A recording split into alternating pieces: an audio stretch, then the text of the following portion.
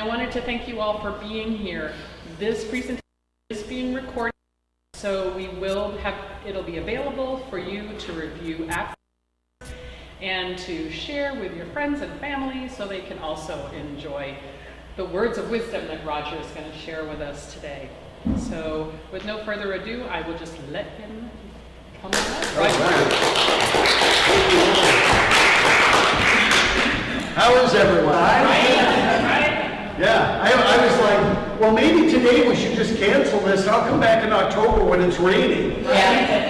No, it's absolutely beautiful. I mean, you know, I waited all week to get this picture. Today there's no clouds over there.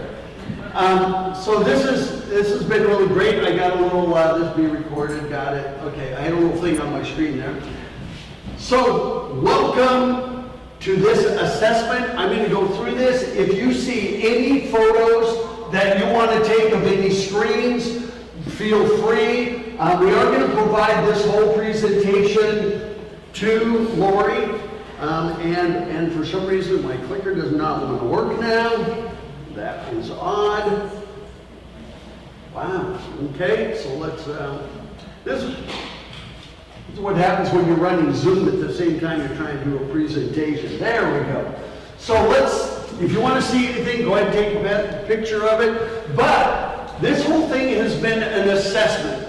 We have been secret shopping Sitka since Sunday morning. As a matter of fact, we came here from Anchorage. We assessed Anchorage in January, and then 10 days ago we were there for about 10 days assessing Anchorage. Which, and by the way, when we were doing Anchorage, Anchorage is about the size of the state of Connecticut.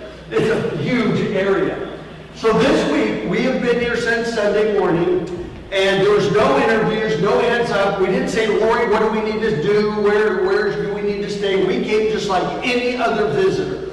So we didn't want any heads up. So there's no input on things to do, so everything you're going to see is from us doing this. And by the way, we have done about 2,200 assessments in 45 states, all across Canada, every province, Western Europe, Scandinavia, down in Africa, you name it. So when we come in and do an assessment, our whole thing is we look at the marketing. How good was it? Was it good enough to close the sale? Could we find information easily about Sitka?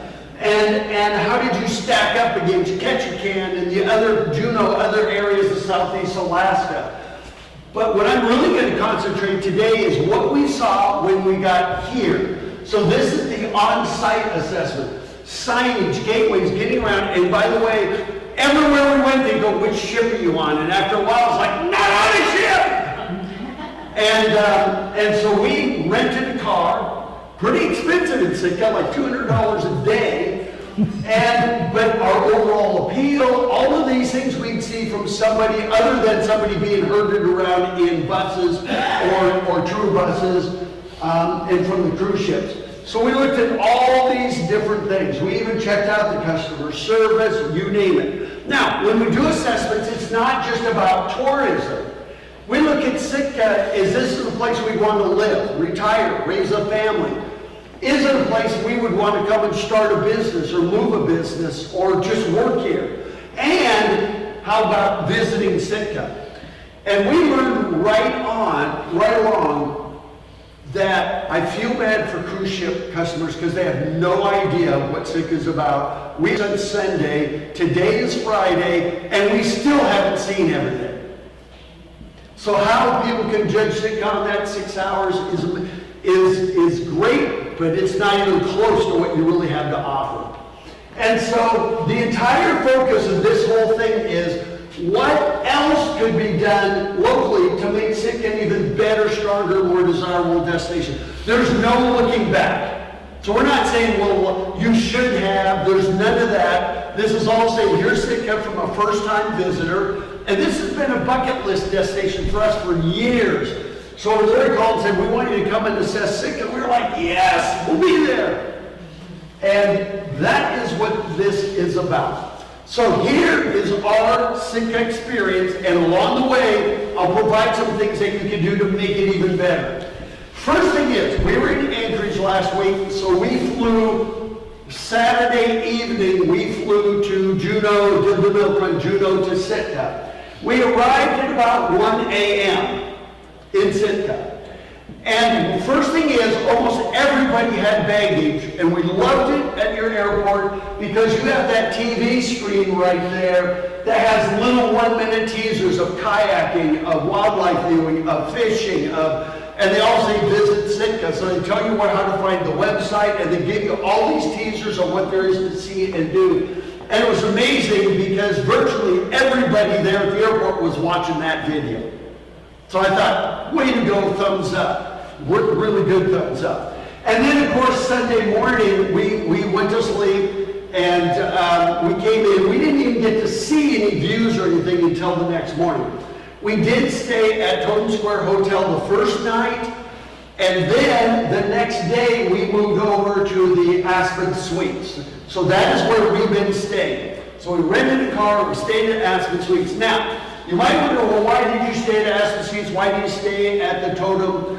You know, and part of the reason is your hotels were pretty much full. It was hard to even get a room, and this is several months ago. But what we do what most visitors do, we go to TripAdvisor and sit there and look for hotels. And for us, we needed a desk in the room. The Totem didn't have a desk in the room because we have our computers, the projector, we have scanners, we have everything there because we had to put together this presentation. And so once we got up on Sunday morning, we did pack up, and before we even went over to Aspen Suites, we decided, let's go check it out. Now, the very first one I'm going to give you is this. If you're at the Aspen Suites, good luck getting to downtown without getting killed. And by the way, you're going to see a lot of these little numbers up there. They're just suggestions. There is no recommendations here. I think it'd be presumptuous for coming to Sitka and saying you should do this and this because we never talked to you first. So these are suggestions that you may say, well, let's turn that into a recommendation. But Sitka is a walkable town. And from almost all your hotels, you can easily walk all over downtown. But if you come out of this hotel and try to get across the street, there's no crosswalks unless you walk all the way down to the main intersection. And so we saw people jaywalking here. We saw a lady whose husband was like this, and she was sitting there, come on, come on, come on, come on. I was like ready to run out there and stop traffic because there is a corner there. And so people don't have a site visit, but you really need to get a crosswalk to make it easier because the last thing people want is to walk out of their hotel room and start panicking over how to get across the street. And so that was number one.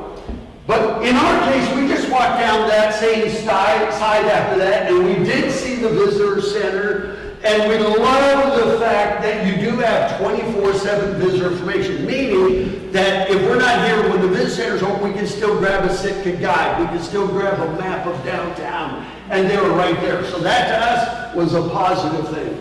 And these are the two pieces we grabbed from there. And so right there, we did this. We grabbed the guide there. We did have the downtown map, which was very, very useful. Now, in the back of the visitor guide, there is actually a map of the island, but it's a trail map. I wish there was one for a road map. And here's why. Sitka is so geared to cruise traffic, and I would love to see you cater to people that are not on cruises. Number one, we're spending way more time here. Number two, we'll probably have a rental car or we're just walking around. But Sitka is absolutely worth spending a weekend. Absolutely. I'd love to see your parking go that way. In that case, if we rent a car, we need to know, this does show your roads, but it's really a trail map. We'd like to see one of these that all shows the attractions on there. So that's something you could add. And remember, this is not about throwing anybody under the bus or saying you're doing something wrong. This is saying, what else can you do to make it better? And that would be one of those things. We also have the little hiking guide, which we think is excellent. It's a nice little piece, and it tells you pretty much the same trails, but this will tell you difficulty level, so you know whether that one's kid-friendly or whether it's, able to cater to people that are disabled. And it's got all kinds of great information. So that was really great. For us, we didn't get a chance to hike many of your trails because we're here to work during this week. And remember, we didn't run out of things to do even though we didn't get to hike the trails. We also got this little Sitka guide. Now this here is pretty much a list of your restaurants, your retail shops, but the nice thing is it'll tell you where you can find them in downtown. So the companion piece of all these were great. So we got up, we had those, and then we headed down to the Mean Queen for breakfast. And the first thing I kept thinking of, there's got to be a story here. Why would you call something the Mean Queen? We don't know what that story is, but it must be good. So we did head down there, we had breakfast, great customer service, and then we decided to head out. Now, because we rented a car, we didn't know where to go, what to do, so we just thought, well, let's do kind of this north, I don't know if that's the north part of Sitka. So what you see there, we decided, let's go head out and do that. Now, we don't know, as a matter of fact, when we got here, we didn't realize the airport was on a separate island than Sitka is on Baranof Island. And so this here, we weren't sure how far the roads went, where they went. And so we didn't drive on these roads until we got there. So we pretty much knew this is pretty much the end of the road. We wanted to go on just to see what was up there, but we also didn't want to end up in jail.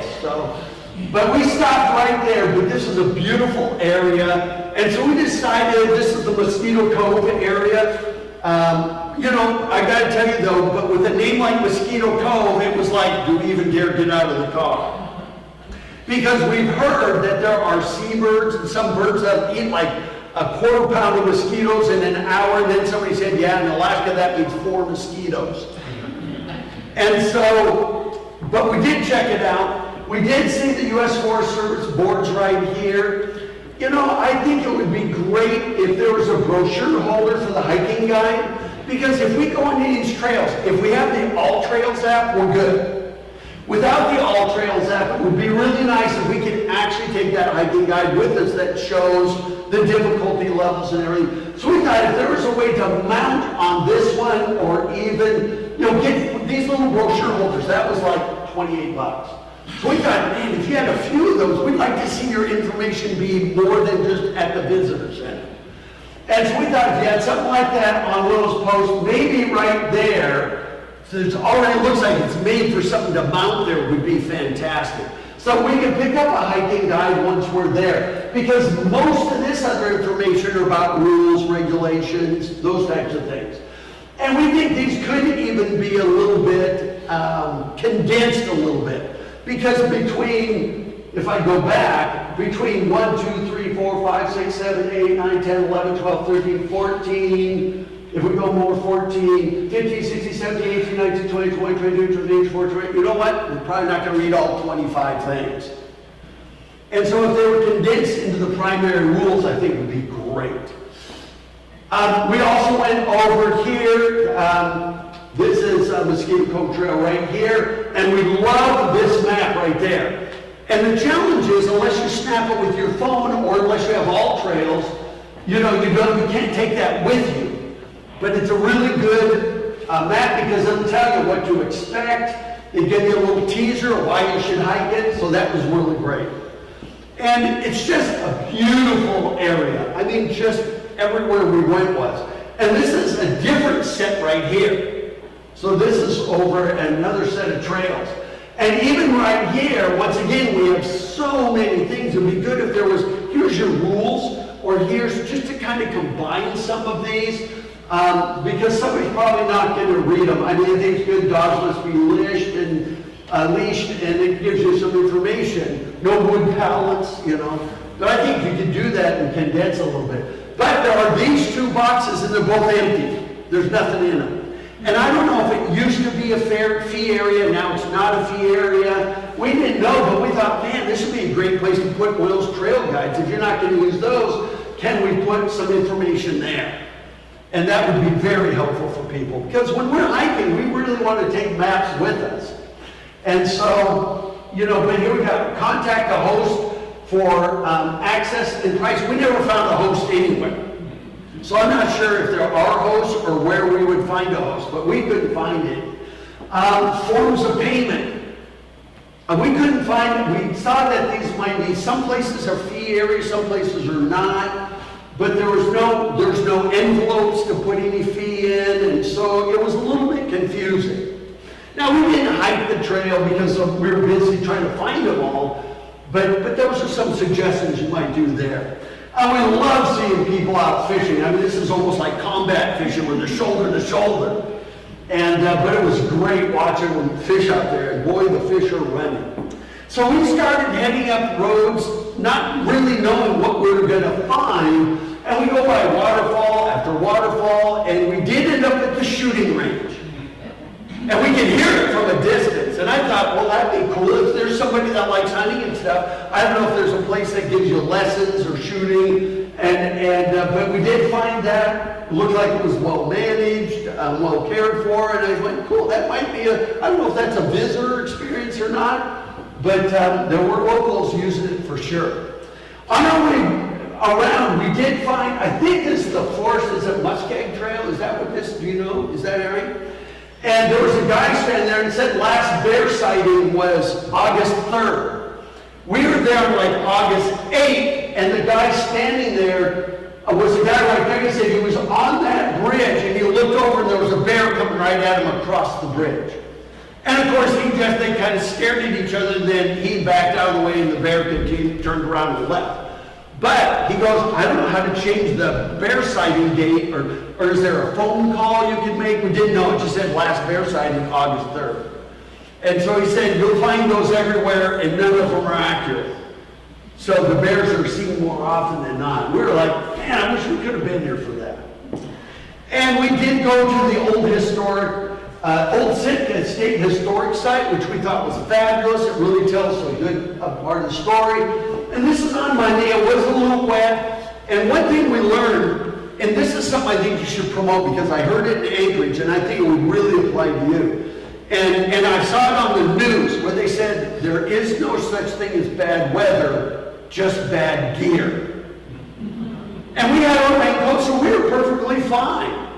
And so we were there, and it was pretty wet that day, but it had great views. I mean, it tells you the history. I thought it was excellent. We come down the road a little bit, and we do see this. It has a fee station, but the fee station box is right in the middle there. It was almost rusted shut. You could barely lift the lid on it. And there's no envelope. So I was a little confused over what you pay for, what you don't pay for. So these can be a little clearer, and I think that's if you park there or use the docks. We're real sure on it, but it's a nice, pretty site. And this is where we found the ferry terminal. We always wondered, there must be a ferry terminal somewhere, and we did find the ferry terminal here. We looked at the schedule where they go, to Bellingham and to north-south. I thought that was really well done. But this is another great opportunity to add 24/7 visitor information. Our whole thing, even if you're on a cruise ship, wouldn't it be great if we could get people on a cruise ship saying, we got to go back to Sitka on our own?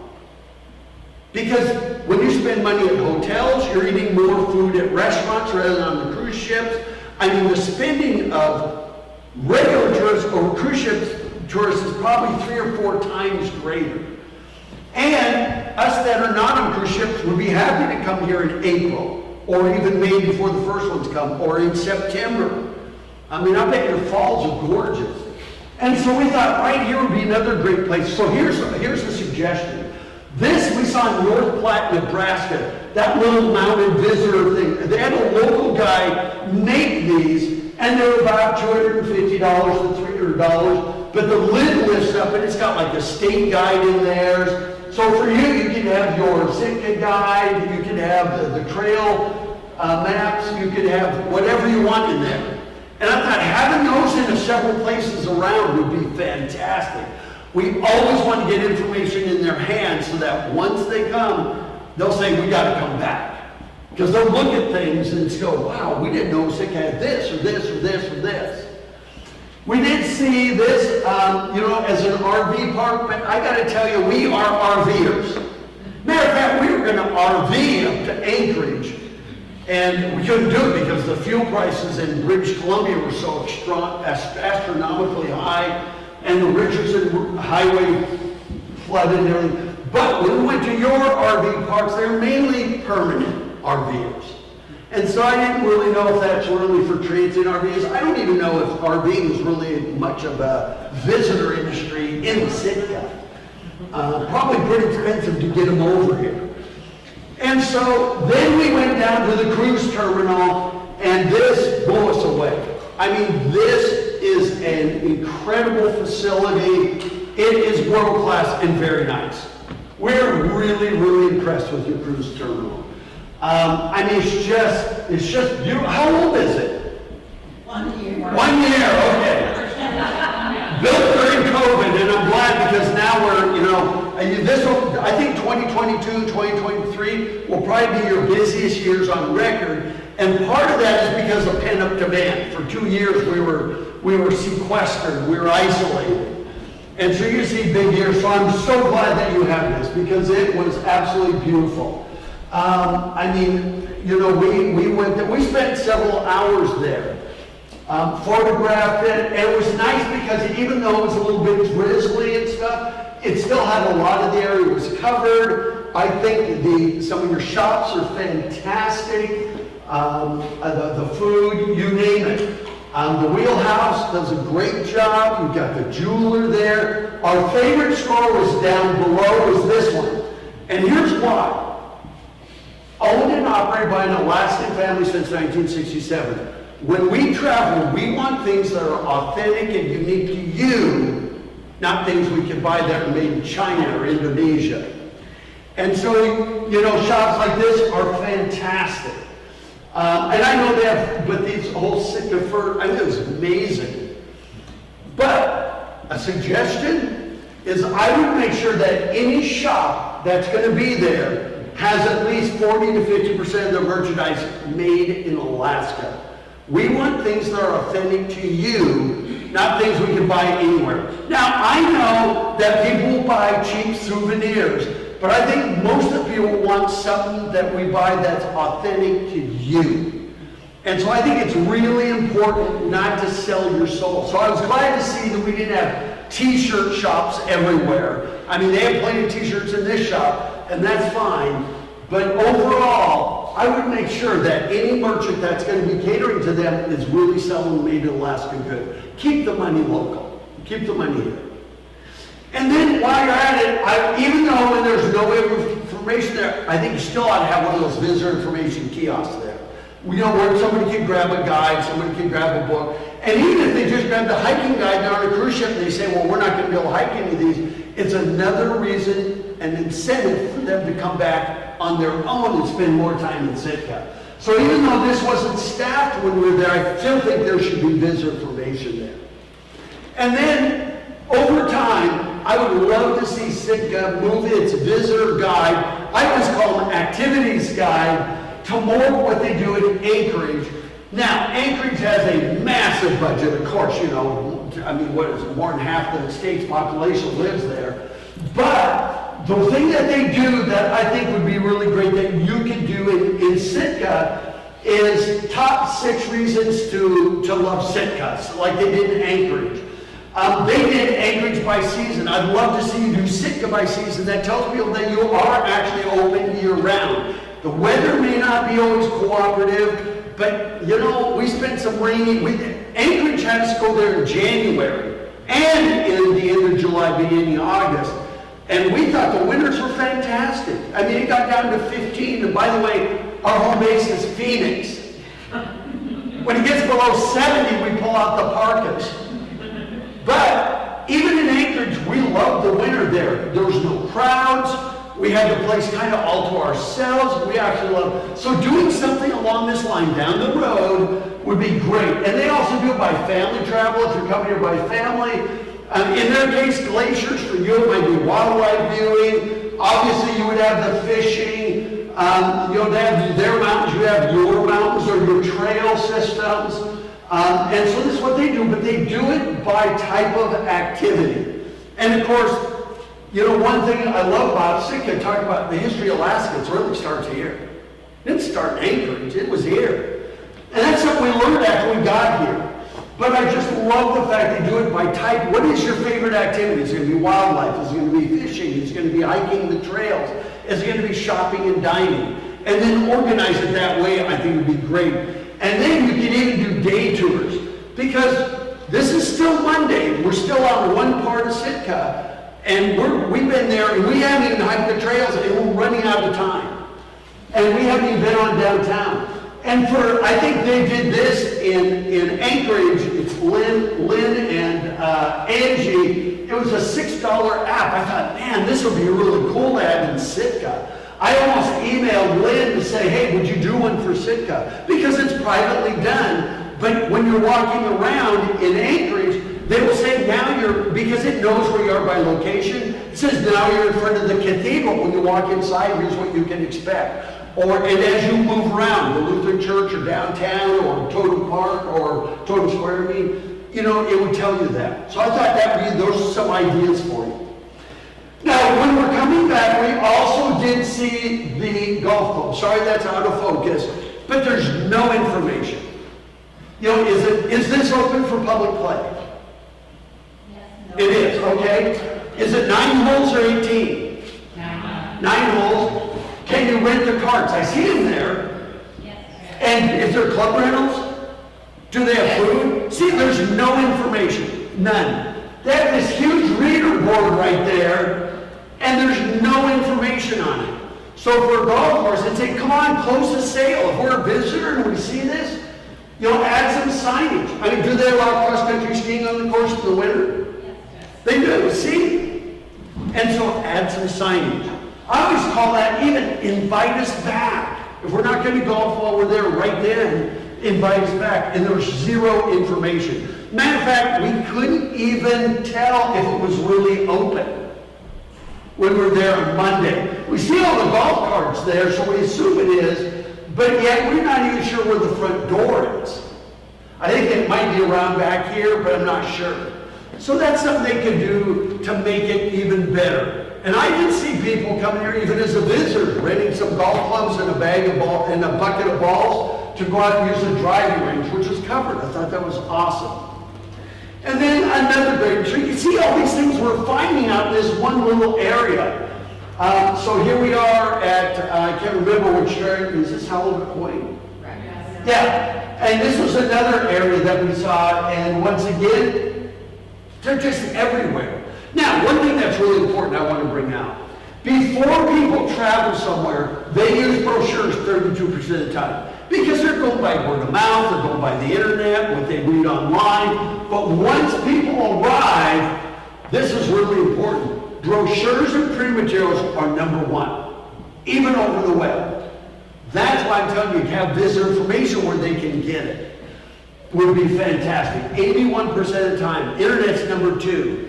And then markets that encourage week-long stays and return trips. I mean, everywhere we went. And by the way, this picture, we took at McDonald's. Yes.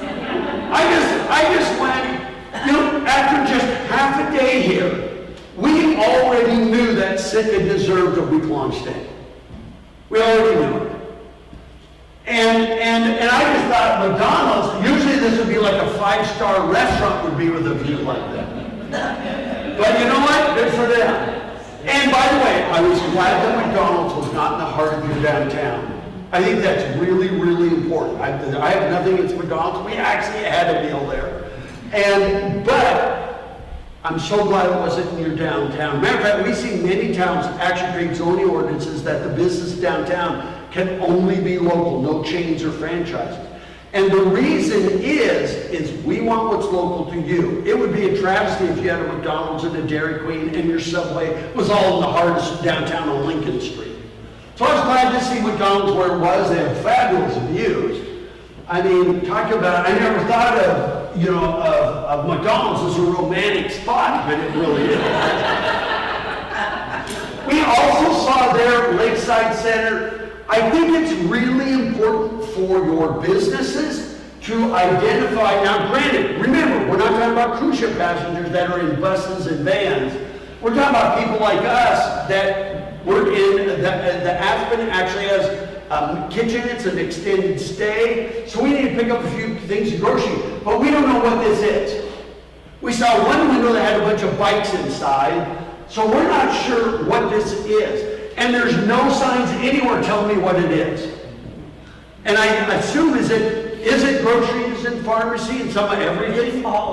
It's all of the above. Okay, but we didn't know that. Even if they had, even on the red there, they put groceries, pharmacy, bike rentals, hardware, whatever it is they sell, just do a list there. They do have a reader board, and it said something like something was on sale that was a grocery item. But once again, visitors make it really simple and clear. And then they say we don't care about visitors, we're here for the locals. And in that case, fine, no problem. And so we headed back in town for dinner. First thing we did is we went to Google and we looked at restaurants in Sitka. And number one, was right up there near the top. Actually, they bought their way to the top. It says ad up there. And we did have dinner at the Baby restaurant. By the way, we did not have a bad meal in Sitka. So the food was great. Baby was great. And this just made our day. She is a server there, and she's wearing rubber boots. And so my whole comment there, only in Sitka are rubber boots worn as a fashion statement. I thought it was awesome. I just thought, how cool is that? 8 churches too, yeah. Oh, really? Yeah. So it was just awesome. Just loved it. People were great, service was great. And so that ended our Sunday. Now, did we miss anything going out that way? Probably. And I'm going to get to that in just a second. Because one thing I think Sitka needs is a wayfinding system. You've done a fantastic job in town with your pedestrian signage, but for vehicle, remember you're thinking cruise ship passengers, they're on buses, they're not renting cars, but you know what? It's hard to get a rental car here. They're rented out. Everywhere we met, when it wasn't somebody on a cruise ship, it was somebody here for a 4-day fishing trip or a 3-day fishing trip. And they're looking around. So for us, we saw this, the Fort Rousseau Causeway State Historic Site, and then somehow you have to walk across the runway to get to it. We're still confused over that. And so you really need a vehicular wayfinding system. And here's what it will do for you. It creates a better visitor experience. And you're going to see that as I go through this. Some places where we had, like we drove by both the Raptor Center and the Fortress of the Bear twice because their signs are set way off. They're used to tour buses bringing people there. What about the rest of us that are here to spend more time and more money? And so directional signs will create a better visitor experience. And a lot of times we will learn what you have off of those signs that we might not otherwise even know you have. And then it will increase visitor spending. Studies have shown that wayfinding will increase visitor spending by 18 to 22%. And you know what? That's the benefit of tourism, is bringing more cash into Sitka so the city, the town can improve the quality of life, more money for playgrounds and schools and those types of things. And it will keep visitors here longer because they go, wow, I didn't know they had that. We need to go discover that. So even people on a cruise ship might see your vehicular wayfinding, even on foot, and go, wow, it's too bad we don't have a car. We can go out there. We need to come back. It's incentive to get them to come back. And you can route people how you want around them. So these are typical wayfinding signs. That one here, that one is in Logan, Utah, but that might be a typical, or something like this. I think probably better suited to, say, it could be something more like this, that looks kind of woodsy, looks kind of foresty. I took that in Woodlands, Texas. But these are bigger letters, and they're just never more than 5 items on the sign. And by the way, navigation systems are not a substitute for wayfinding signs. We use navigation, Google Maps, Apple Maps, ones that are built into the car. We use those to say, Siri, take us to the National Historic Site, places we know exist. We use navigation to take us to places we already know exist. Your signs will tell us about stuff we may not even know you have. One thing you have to understand is less than 5% of visitors ever go to visitor information centers. That's why I want you to put those kiosks out there. That's nationally. Here, if it was 50%, there's still the other 50%. And so that's what wayfinding will help you do. And so that is not a substitute.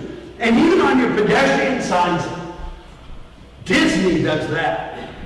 And we like that because that means here's where you can get more cash to spend while you're here. So identifying those are great. And then wayfinding is needed for all of these. So if we rent a car, we want to head out to the cruise terminal, or we want to go to any of these, the university, how to get to downtown if we're out of downtown. I mean, all of these things could be on your vehicular wayfinding. You've already done a good job for people on foot. But this would be really great. And you don't put all of these on one side. You put no more than 5, and so you have them in different areas leading you to these places. But if we started to see all of these things on sign, we'd go, oh my gosh, look at all there is to do here in Sitka. And we do even have a video that we have the destination development .org, and it has videos, and there's one in there that talks all about wayfinding. So, and that video tells you what's included, the rules of wayfinding, and how to get wayfinding system designed. And every community that's done vehicular wayfinding has seen a greater return on investment than the cost of producing it. And right now, there is a ton of federal grants to do wayfinding. So I would urge you to do a vehicular wayfinding sign. And finally, if you had wayfinding, you would probably cut the divorce rate in half. Because us guys will never ask her for directions. So, and one thing I love about Sitka, times well, to try to get lost, you'll always find your way back. You know, and that's one thing I really love about here. But like this is in Appleton, Wisconsin, that sign up there on the left, that was like $750. It's got an aqueous coating on it so that graffiti won't stick on it, ice won't stick on it, stainless steel, hardware, it's mounted on an existing power pole. You know, and so on Monday morning, we decided let's head over to the island where the airport was, because remember, we saw it in the middle of the night. And so we thought we'd head out over there, and we never did find the Rosu, however you pronounce it, causeway. But when we went over there, we did see the airport, and our first thing that really struck us is why does just about every building in Sitka have to be gray, brown, or beige? On a cloudy, gloomy day, you can't even tell the difference between the buildings and the sky. Come on, some color. You know, and it just doesn't need to look drab. I keep thinking if we could have Native American murals there, or anything, just to add some color, I think would be fantastic. We did see these, we love these. I mean, the more you put of these around, I think the better. I think they're awesome. But even the hospital, we saw it once again. Why is everything have to be gray, brown, and beige? Why? You know, well, we love places like Nova Scotia, you know, because everything is yellows and purples and greens. It's colorful. We thought if you could just paint the panels there. Now, we're not talking about painting rainbows. We're talking about doing murals or art or just a mix of colors, blues and greens and other things. But hospital looks like a good facility. The airport is a great facility. How many towns of 9,000 people have Boeing 737-800s, the big ones coming in? I mean, that's pretty cool. And it accommodates them. The people there are great. We also saw the high school, the university. We didn't realize how much stuff was over on this island. But once again, every building, at least this is a lighter gray color. And the high school looks great. You know, even the views from there are like, wow. And, you know, this is probably not a big visitor destination, but just to know that you have a high school there, that you've got the hospital there, looks like it's good, you've got the airport, I mean, all your facilities there look great. You know what? Why that's important? Because maybe someone will say, I want to live here. I want to start a business here. Or I want to come back and stay longer. all of those things. So we never did find that. Is this, can people actually get to this? On boat.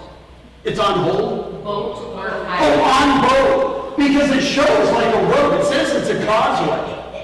Yeah, you used to be able to, but. Used to be able, okay. I was wondering about that, I don't know how you do that across runways, and they thought, well, maybe there was a trail under there, but that would be good to know. So that might be another attraction, to get there by kayak or boat. So that's good to know. So I'm glad I wish we could have seen it, and by the way, once again, we're adding to our list of reasons why we should stay longer, because that would be really cool.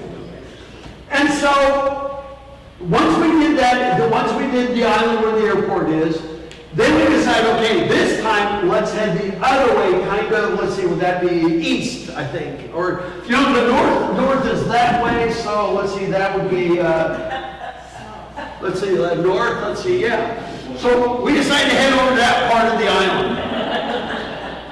I mean, it's hard to be directionally orchestrated in Sitka. So we decided we're going to drive down there. And first of all, we came to Whale Park, which we think is beautiful. This is a great little park. We saw lots of families there, and they were climbing on the whales, but it's right there. We even saw a lady out on the trail who said that somebody had, a local, she said somebody called and said there was a bear on the trail, so she came to see it. We never did see it, neither did she. But you know, we like seeing bears, you know. And we're glad that you do the bear aware programs and all of those. But once again, this is a great little park. So we started heading out, and even just the drive alone out this way is fabulous. It's incredible. And so we kept driving out there, and it's just beautiful. And we started going up these dirt roads. We saw something called Blue Lake or something, you know, and so we're driving up these dirt roads, and there's like waterfalls every couple hundred feet. And we finally get up here, and we saw the dam break muster area, and we're trying to figure out, let's see, so there must be a dam, and if it breaks, this is where you gather. Is that what that means? Okay. For people that are not used to this, it's like, okay, so there must be a dam, and we got a good, like a map there. But once again, there's some of the things have fallen off the board down there on the ground. This is starting to get overgrown, so we just think somebody should do a little more maintenance right here with these trails and stuff. So this is the Thimbleberry Lake and Heart Lake Trail, I think. Once again, we'd love to come back and actually hike these. But Blue Lake was absolutely stunning. Now, I mean, basically for the drive, waterfalls every couple hundred feet and everything. I mean, it was just absolutely beautiful. And I understand it's your drinking water, so I'm not saying put this front and center on all your marketing. But this could be a great hidden gem. I mean, and look at how clear the water is. You can see clear down, there's a canoe there. You can see well down in there. It's just like, wow, this is so pristine. And this is just one lake. And we even saw where the spillway is. I was up there on the fence trying, where that spillway drops down. I thought, man, you need to have a viewing platform there, because that is incredible how far that spillway drops. But once again, a very beautiful place. And even driving, going down to where the campgrounds are, I think it's like Highgate Camping, over the river right there, Sawmill, I think that's Sawmill Creek, right? And so we did, there it is, stunning. I mean, just beautiful places. So I thought, here's what you can do. And I wish I would have brought one of these. This is, excuse me, Door County, Wisconsin. That's a little booklet that's about this big. So it's like 5 inches square. And a local person did this. It wasn't a tourism organization. He did 101 things to do, but I'd love to see you do, somebody do one that could be Sitka's hidden gems. These are the ones you don't want to broadcast to everybody, but for somebody who wants to come and really explore and get to know Sitka, we don't mind finding them. And for instance, I'll read this one. Excuse me. Our favorite Sunday morning starts with breakfast at the White Hole Inn on Main Street in Fish Creek. Splurge on a slice of their famous Door County berry sour cream coffee cake sold. Then take a much needed stroll down it. It tells you about it. So I think you see this book, these days, you can print this in full color for the same, but I can see a full color photograph there, and then you tell about the experience. And you might do 20 of those, 30 of them, 50 of them. Because we didn't even get to go see Thimbleberry Lake and all these other lakes that you have. You know, and so just so you know, the cost of printing is about $5 a book. You could wholesale them for about $10. You would retail them for about $15. Where you would sell them, which maybe the Chamber of Commerce could do it, be a fundraiser. Of course, the visitor center could do it. Even local retailers could sell it. It could be even available online. I think it would be fantastic. But I just think this is a small business opportunity for somebody. By the way, that book I showed you, he did that. It was a guy who was actually a contractor, but he had people come and visiting him up in the peninsula, the Door County Peninsula, which extends out from Green Bay. And he sold 40,000 books. And so, I mean, and by the way, now they print them on demand. So you say, well, I only need 100 right now. And so there's a great, I just think it'd be a great thing to have. There it is, cruise ships, there's terminal retail. And by the way, in Wisconsin, state parks did an interesting thing. They actually would survey people that bought the book to see if it brought them back. And 94% came back because they couldn't get through. In their case, 101. But for you, it might be 20, 30, 40, 50 hidden gems that you don't want to just broadcast to everybody. And then while we're out there, I mean, Harry Cove, Silver Bay were just absolutely spectacular. On our way back, we come around the corner, all these people are walking across the street, and I'm going, what the heck is this? Totally missed it driving out there. The only reason we knew something was there is because there was all these people crossing the street. And so we figured, we got to see what that is. And then we could see back there where the gate is, that it was Fortress of the Bear. But once again, wayfinding signs would tell us Fortress of the Bear parking 1/2 mile to the right or whatever it is. But we didn't see it, but really, that's easy to miss.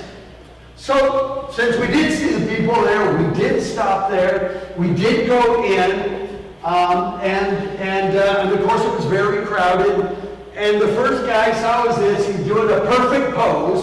I'm going, okay, there's your profile pose. Okay, come on. Look at me, come on, guy, come on, that's a great pose, come on. And he did, fine. But I think they do a good job there. They have lots of good history about the bears and how to react when you're around them. But I gotta tell you, we just assessed West Yellowstone, Montana, right at the entrance to Yellowstone National Park. And they also have the Bear and Wolf Discovery Center. And I thought, man, if somebody could do a chainsaw carving or something like that right there at the Fortress of the Bear, I know they're a nonprofit, but if there was ever funds to do that, you would really get people's attention. And in West Yellowstone, there was never a minute when people weren't doing selfies there. So something like that out by the road would be absolutely fantastic to get our attention. The other thing I think would be really good is the pins that they're in. It's like shooting fish in a fishbowl. You know what I mean? They're round. And they weren't, you know, I wish they were had more lumber and things in. But what they did in West Yellowstone, I thought was really cool. I don't know that they could do it at Fortress of the Bear, but in West Yellowstone, their bear discovery, number one, it looks like this. It's probably a little bigger than Fortress of the Bear. But what they do is they have a place where the bears can go and be fenced in, where it's here, I'm not sure they do that. But once they do that, they will fence them in, and then they come out and they hide the food under all the rocks in the lodge to get the bears to forage. And it is really cool. You'll see the staff out there lifting up boulders with pry bars and then putting food under there and then lowering them back down. And then they would let the bears out, and the bears are actually moving logs and rocks, and you actually see them almost like in a natural habitat foraging, and it was really cool. So if they could do that, I think it'd be great. Overall, they treat the guests well. The staff is easy to talk to and will answer questions. So that was good. We're glad we got to see Fortress of the Bear. And then as we came back into town, we saw the Sitka National Historic Park. Our big challenge there is when we drove up. Remember, we have a car. That one space when I took the picture filled up as soon as I took the picture. We had no place to park. Because this parking lot, everything says reserved. Even the single parking spaces back there say reserved. So if you have a car, it'd be nice if there was a small sign that says, by the way, we have overflow parking somewhere.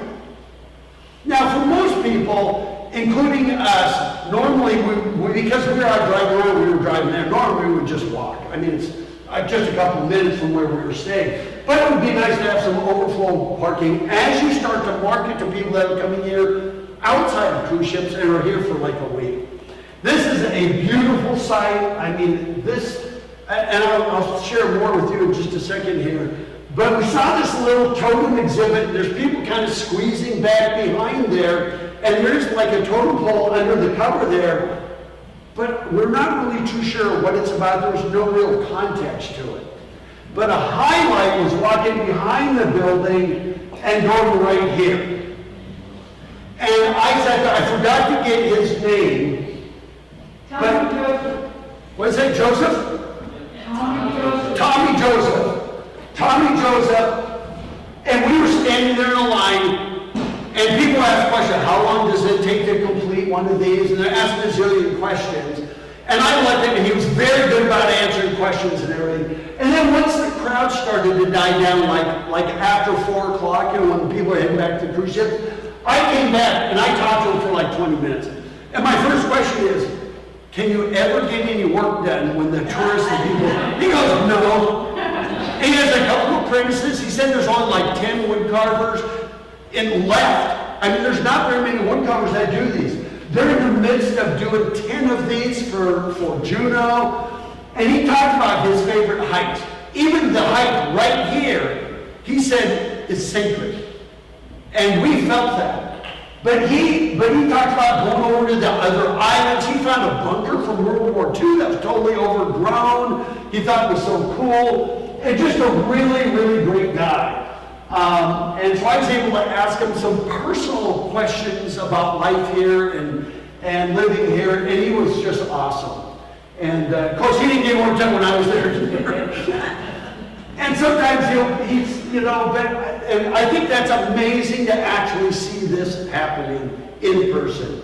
To actually see these, how they're built. And I even asked him, why do you take the log and then you wrap it around another log? And he was giving us all the answers. And why it's out of western red cedar, which, by the way, isn't even on Sitka. They have to get it from another island. And he explained why. The bug resistance, they less split it, they don't split as much. I mean, and it was just fascinating. Because we loved, and you know what? After talking to him and seeing that and seeing these, it gave us a whole nother perspective about totem poles in their place other than just, there's a totem pole. What it takes to carve one. It takes 5 months to build one of those, to carve one of those. And so, I would love to see an audio guide. Like that Lynn and Angie guide would be fun. Because when you walk through this, I got to tell you that we waited till the crowd subsided. And then we started walking through this park. And I have to tell you, this was the #1 highlight for us in Sitka, was this trail. And you might be going, really? It's just another trail. For you might say, oh my gosh, he's got a good life. But it really is stunning. And for us, whether it's raining, for us the sun was filtering through the trees. I mean, it was like walking through a rainforest. It was quiet. It was peaceful. We can hear the eagles on screen, squawking to each other on the treetops. And so just seeing these, was just an exceptional experience. We loved it. We absolutely loved it. I think that every visitor, if you said if there's 2 things you should do in Sitka, this would be one. It's just that special. As you're walking through there, it's so peaceful. This is about people that are coming from big cities. I don't care whether it's Seattle, or Portland, or New York, or Detroit, or wherever. They come out here, and it's just this whole decompression. And I think that's something we need to market for Sitka. You just can decompress. And it's another reason to come here outside the cruise ship or do the trails when people are back on board. We learned that if we could go into downtown and everything like after 4 o'clock, it would be perfect. And so it's just really incredible experience. So easily our favorite one. And then, of course, we did have dinner at the Westmark. We had to make a reservation, and we did, and it was great. We did a great job. And then after dinner, we did go down to this building, which we had no idea what the name of it was. Now this, obviously, it is this, really, there's one little sign above the door that's written in almost, it says whatever Centennial Building, but you can't really see that from the street. You don't know what, you see a beautiful building there, but you don't know what the name of it is. And by the way, these directories through town, world class. Really, really great job. Those are stunning views. I wish the type was a little bit bigger on some of those, but other than that, they are just absolutely stunning. They're fabulous. We use those constantly. For pedestrians, absolutely. For vehicles, we still need to do a wayfinding system, which doesn't have to be that expensive. But now, there's this. Does anything ever take place here? What? Oh, a dam repair. So it's not like, I kept going, why isn't the farmer's market right there? Why is it in another part of town? And I kept going, so that is not used for public uses then. It's just a little bit, okay. I think this would be a fantastic place for a public market. Right now, I think it's at the Brotherhood Hall or something. I go, why isn't it right here where visitors can also visit it and maybe have artisans there? I thought it should be right here. But it looks like a great little event space. And if things happen there, I would say you should have a couple of reader boards in downtown that just say, here's what's coming up tomorrow, or this week, or next week, or always invite us back. Always invite us back. That's primarily for fishermen. It's primarily, okay. But even if there was an interpretive sign, by the way, this is primarily for fishermen, this is when they come up and will tend or mend the nets and, just tell us a little bit about it. So, wasn't used at all this week. And then we did see over here the Russian bishop's house, kind of across the street there. We did not get a chance to go in it. Once again, too many things to do. But it looks fabulous. I think they're doing some work on it. And we did the sea walk, and that was really great. I mean, that is really another little highlight of downtown is being able to walk this and see the marina, and you have the interpretive signs. I mean, you know what? In Sitka, you really do things right. Really. I mean, you don't know how many places I'm going to go and say, here's what they do in Sitka. They get it. Now, you've had decades of cruise ships here to really get you to perfect it, and I think you do an outstanding job. And, however, I would double the width of the sidewalk. I would actually, if you see right here, I put these little yellow lines right there. And you can do it with paver stones, because you can see where they're trampling the lawn. I mean, when you have the cruise ships here, the sidewalk's not near wide enough.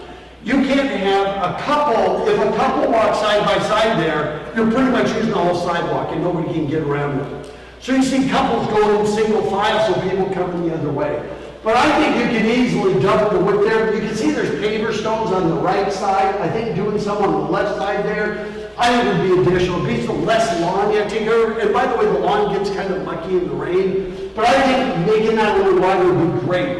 It would also give you a place, and you could even thin the waterfront vegetation. I don't know what kind of environmental things, but some parts it's a little thick to get just the brush. I'm not saying to clear it out, but just to open up those views a little bit.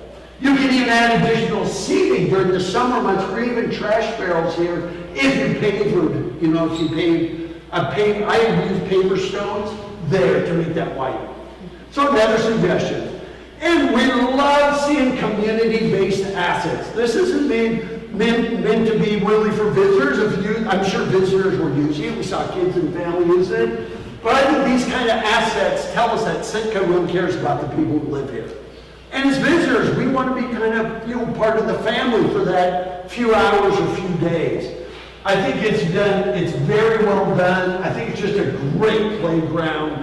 I love seeing the musical instruments out there, and if we get a chance later, I'll be out there doing those. So you say, what is that guy doing out there? But I think it's just very, very nice. I could not believe how many people were commenting on this. Did you guys just do that? Yes. Okay, because people go, that is so cool. Even the local kids are going there. And of course, we're like everybody else taking pictures of a sport court. You know, but just once again, color. Imagine that. Imagine some of these colors on your building. So we did go out, we did the zero walk all the way out to the end. You can see it's starting to be sunset. And we go out there to the end. And by the way, we walk right by the fish hatchery. This, obviously, it's under construction. There should be a sign that says, here's when it will be done, here's what it will include. But one thing that shocked us is that there is absolutely zero information about your fisheries. We can find out about how many breeds, how many types of salmon there are here, and those type of things. But here we see fish in here, and they're banging up against this gate trying to get in. The other gate down there is open, and I was like, I wonder if I should climb the fence and open that so we can let them in. Actually, I wasn't going to do that. But I'm trying to figure out why the fish are in there, they're trapped in there, they can't get out. There's fish jumping everywhere. They're constantly jumping out there. And there'd be 20, 30 people out there who are all asking the same questions, and there's no answers. And then there's a net going across trying to keep them out. Why? And maybe the net doesn't go all the way down. Maybe it has smaller opening just to help. I don't know. We don't know anything about whatever's going on. And so there's keeping them from the fish ladders. The white fish trapped inside the hatchery, where some of it's gated, some of it's not, you know. And so we had so many. What a great opportunity. I mean, Alaska's considered the greatest fishery in the world for salmon, for halibut, for all these fish. And there was no information about it. I just thought, man, what a golden opportunity to educate people about the spawning salmon and all of that information. And yet all the displays were about plants at the river's edge. Or they were about, you know, salmon neighborhoods, eat or be eaten, and so's the life cycle. But nothing about what the hatchery's there for, what it does, why it's there, why fish are jumping, all of that information. And none of us, we're all going like this because we had no answers. There was nobody to even ask.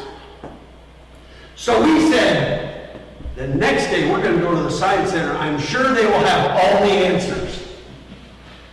So let's go to Tuesday.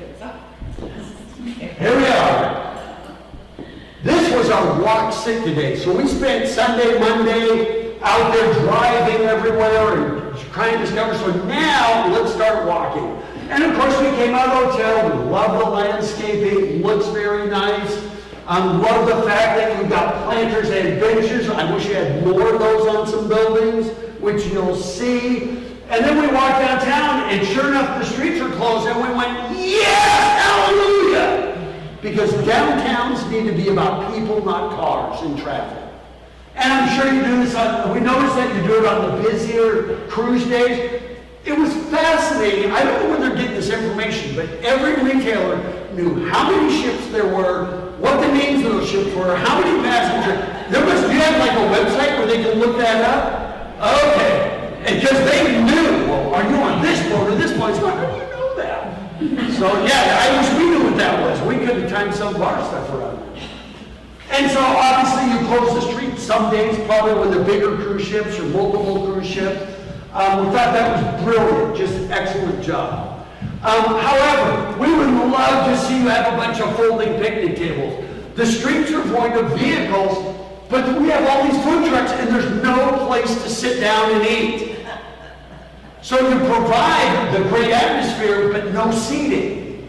And so I thought, man, if the town, the city went out and bought like some of these all fold up, like the one you see up there at the top. And these are like $200 a piece, so maybe they're even sponsored. This one's sponsored by a bank. You know, this one's sponsored by Visit Sitka, whatever. And you can even have those sponsored. But we thought, man, if you could just have like 40 of those through downtown, and I know it just adds to putting up the barricades and doing all of that. But I'll tell you, we would spend more money, we would spend more time, we would eat at these. Look at all these people lined up for food trucks, and there's not one single place to sit. And so I thought, man, you can make it such a better experience just by creating sometimes the tables and chairs out there. I mean, I can see 2 or 3 right here, 3 or 4 right here. And you've got 2 food trucks there, but thank goodness for the Silver Basin letting all of us line up and use all of their stairs as a place to sit and eat lunch. They didn't come out and kick us out. I'm surprised they didn't, because I took this when there was nobody there, but there were times when there were 10 or 15 people sitting on those steps to eat. And so thank them for not kicking us out. But that would be great. And so, I mean, we love the fact that the streets were closed to vehicles. We have some ideas that you're going to see coming up. We did go to the cathedral, which is absolutely beautiful. And by the way, one thing I want to mention, my wife Jane, go ahead, raise your hand, Jane. She's right back there in the corner. You cannot do an assessment without a woman. She sees things totally different than I do as a guy. I look for the wayfinding, all of those physical things, and she looks for the feeling, the experience, those types of things. When we walked out of the historic trail, she came here once, many years ago, on a cruise ship with her sister and her mother. And she remembered coming to Sitka, but she didn't remember all the details. But after we walked through that forest walk, she said, that is something I will never forget the rest of my life. I mean, just that simple walk. And she did remember the cathedral. We did see the Pioneer Home. Now, I'm not too sure. Who are the residents here? Is this like a retirement home, or is it veterans? What is it? It's a retirement home? Nursing home. What's that? Nursing home. Oh, it's a nursing home, okay. We weren't too sure. It says Pioneer Homes gift shop, first floor, items made by the residents, but we didn't know who the residents were. And so it might be good if there was some interpretive display, to explain who this is, or what Pioneer Home was or used to be. I think there was some information somewhere I saw. But anyway, a beautiful building, incredible views. Once again, it'd be nice to know who lives there. And I'm not too sure, does anything ever take place here at this park? It does? So here's another situation where if you have a reader board that says, here's what we have in August, September, always invite us back. Always invite us back. You know what? If you want sustainable tourism, you need 8 months, not 5. Your cruise ship months. You need 8 months. That makes it sustainable for any business. 5 months leaves them with, 7 months where they have to fend for themselves with hardly any tourism.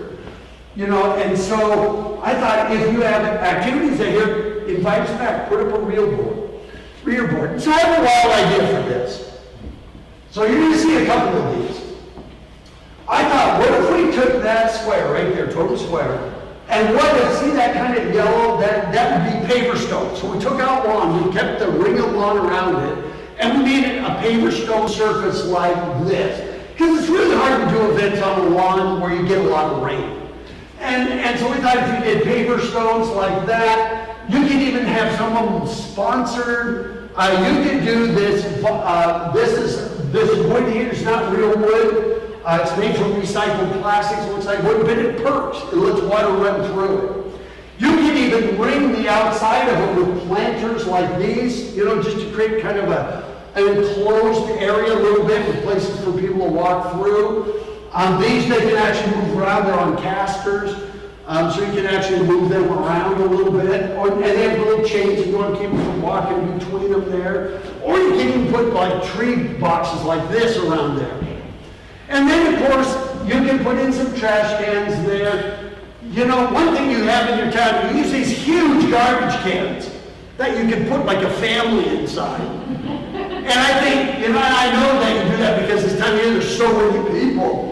But I thought having a few of these, a little more decorative, would be great.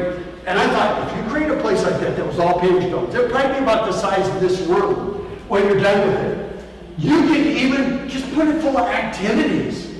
For local, this is for locals first, and then visitors will play there too. But you can even have like somebody like the Aspen Suites might say, we'll sponsor the Fourscore and the Jenga blocks. So I put in, you know, I'm not going to go through all this right now because of time, but you can have all these, you know, these big chess sets, but you can have this place downtown where people can come and just play the giant chess sets. Or they can play the Foursquare right up there. Or Jenga blocks. You can buy the big Jenga blocks for like $70 a piece. Even foosball, ping pong tables during the summer. I mean, I even thought, man, can you imagine doing this? Have little hula hoops out there on the hoop. You know, you gotta have a couple of volunteers out there just spending some time working with, you know, putting things back and putting chess sets back. Even these spun chairs, I thought those are pretty cool. Those you have to be careful so you don't hit somebody when they're walking by. And you have musical instruments over at the other park, but I thought this would be a great bookend because the other park is a playground, and you can't change it from that. It is a playground, and it's great. But over here, you can mix the type of activities, you know, with more of those musical instruments. You can even have little vendor booths where local people that are doing jewelry or fishing lures or anything could come and rent a couple of booths for like $50 a day or a booth for $50 a day and then sell their wares. You know, you can even have a portable skate park there or cornhole tosses. You can even, in the winter months, you can put out propane fire, or in the fall months, you know, fall and spring months, put out propane fire propane fireplaces, fire pits. You know, this is bad. These are just ideas. I'd love to see a place where in Canmore, Alberta, they have those out year-round. So people out there in the rain using exercise equipment, or in the snow in their case. But I just thought it would be cool to have some place in town that you can just program things going in and out. And so one week you might have 5 foosball tables out there. The next week you might have some other types of activities. You can move them around by season. Even your local dog, we know what's going on in Totem Square today. So it's an activity place. For people to come up with families, and the families say, okay, we hiked the trail, we've been downtown shopping, we want something to do. This gives them a great place to play. So all of these big mega chess sets, all of these things, that's called Imagination Playground there. I thought, man, during spring breaks, during summer breaks, those are like foam Lincoln logs. Those things are so cool. I was like out there, get out of my way, kid, it's my turn. I didn't. But I wanted to. But really cool things that you could do. You know what? All that stuff I just showed you, I know I breezed right through it. By the way, we're going to give Lori all of this whole presentation. It is being recorded, and there's going to be a follow-up assessment, findings, and suggestions report. So we'll have all of these in more detail for you if you decide to know this. But if you were to buy everything I showed you, all of that stuff, all of it, and quantities of each, the whole thing was $76,000. But if sponsors paid for that, you might even spend a couple $1,000 doing sandwich boards that say today's activities are sponsored by the Aspen Hotel or Mean Queen, or any local organization. You can have all these being sponsored. Big cruise ships could even sponsor them. Anyway, I just think that would be a really cool idea. But what it is, it's about making your downtown. You've got a great playground, you've got a sport court, but now you can have an activity center. I want you to know something about this picture. Notice in the background those big spools? It doesn't have to be expensive. Once you put down that paver base, you can put all kinds of things out there and just have a great place for people to come and play and spend time. You know, I mean, here's one with checkers. You know, you can see the chess over there and the checkers right here. This is in downtown Seattle. And in downtown Seattle, you can see they put out the tables and chairs, but then they'll bring out the foosball tables. You can see them right there. I mean, you can even use where people come in and I took this in Nova Scotia, where they actually have a container sitting next to their park, and then they do Segway tours during the summer, and then they pack them up, move the container out for the winter months. You know, even a great place for bike rides.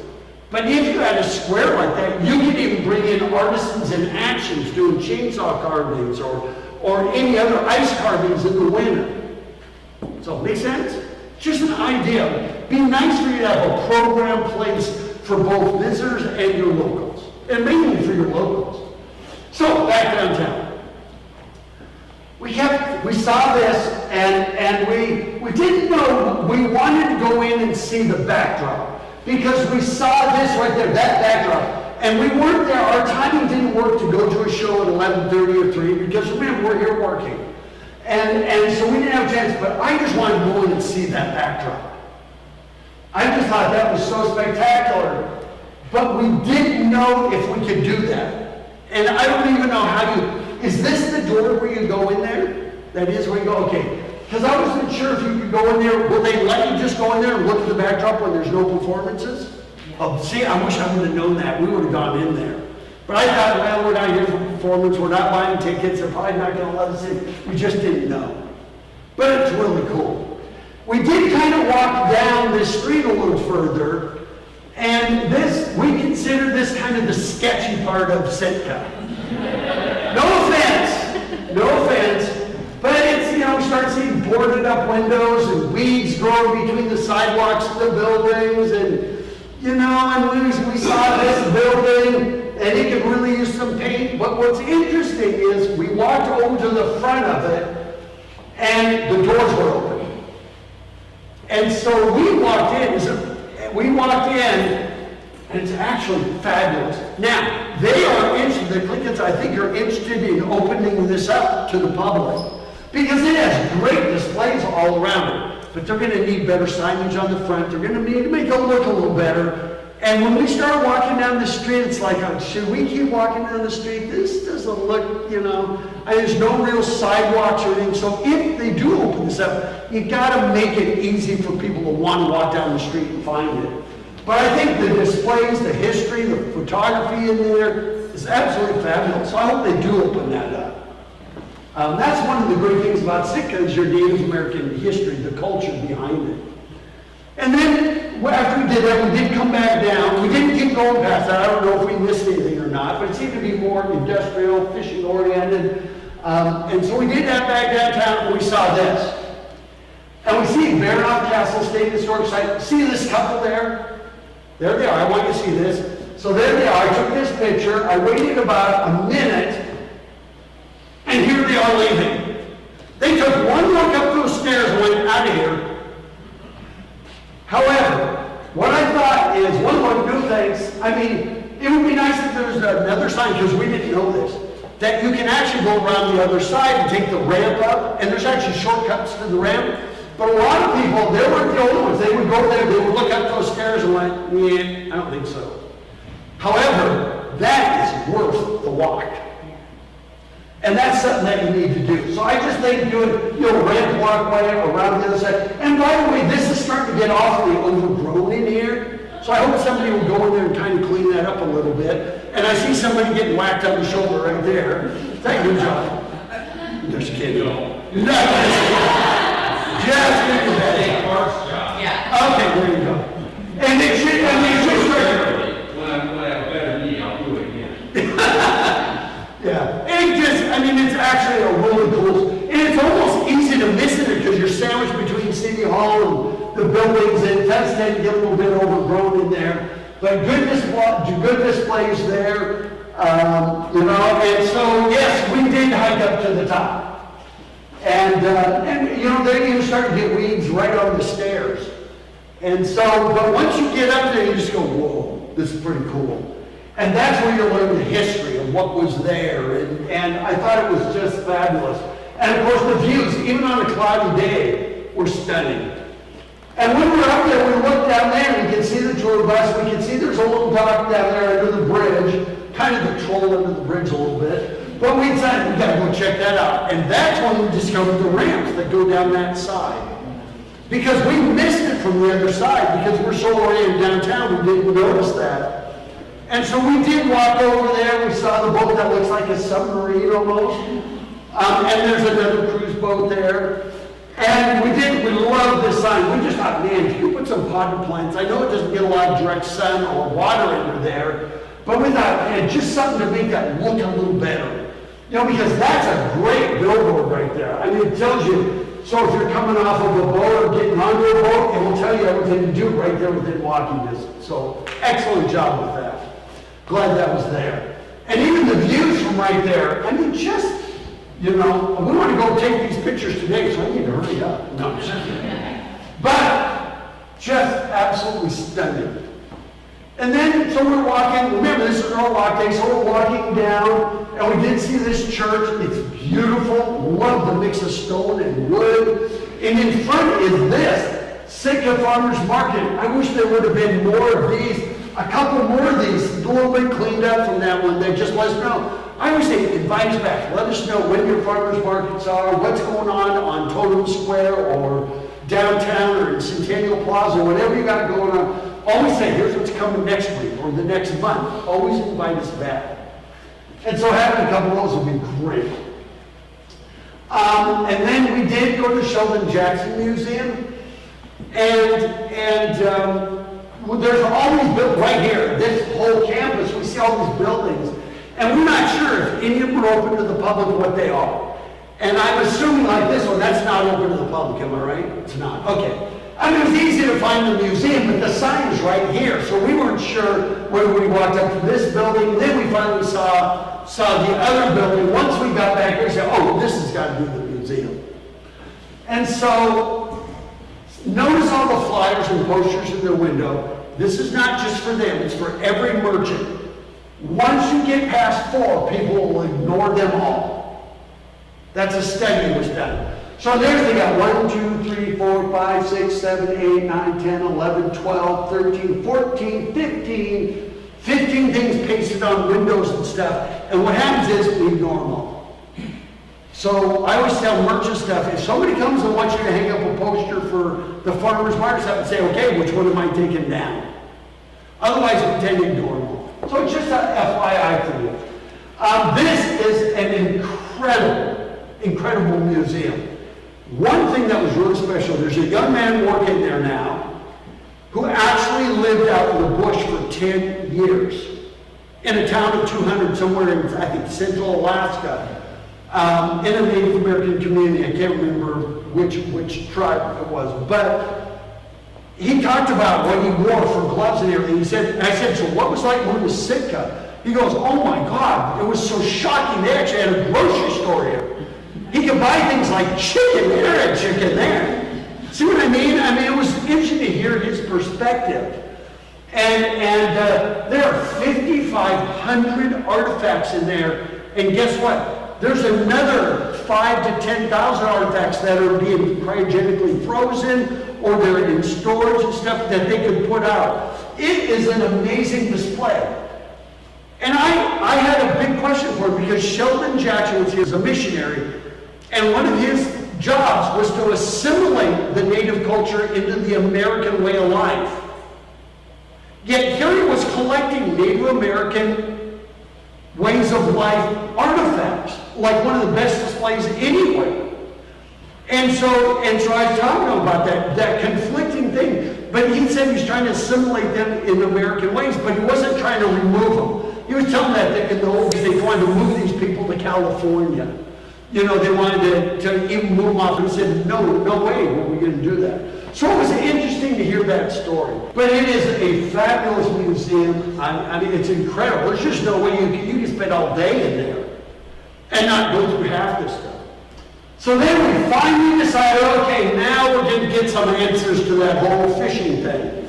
So here we have the Science Center. It looks amazing. It's 2 stories. It's this huge building. But first, we're going to get some chowder, which, by the way, is really good there. And so we did exactly that. And by the way, what will you learn? Look at this. The build-up to this science museum is absolutely incredible. So we did get some chowder, and by the way, there weren't enough tables and chairs, and there was no garbage cans anywhere. I mean, so if you're going to sell food, somebody needs to put garbage cans somewhere. Luckily, we would all walk inside, and we stuffed the one garbage can that was next to the cash register. The girl was shelling out all the chowder, like by 12:30 or so. She was already running out of food. I mean, it was really busy. But what a beautiful spot. So then, And it pains me to say this was our biggest disappointment in all of Sitka. And I mean no offense. You pay, like for two of us, $16 and you have one room. That's it.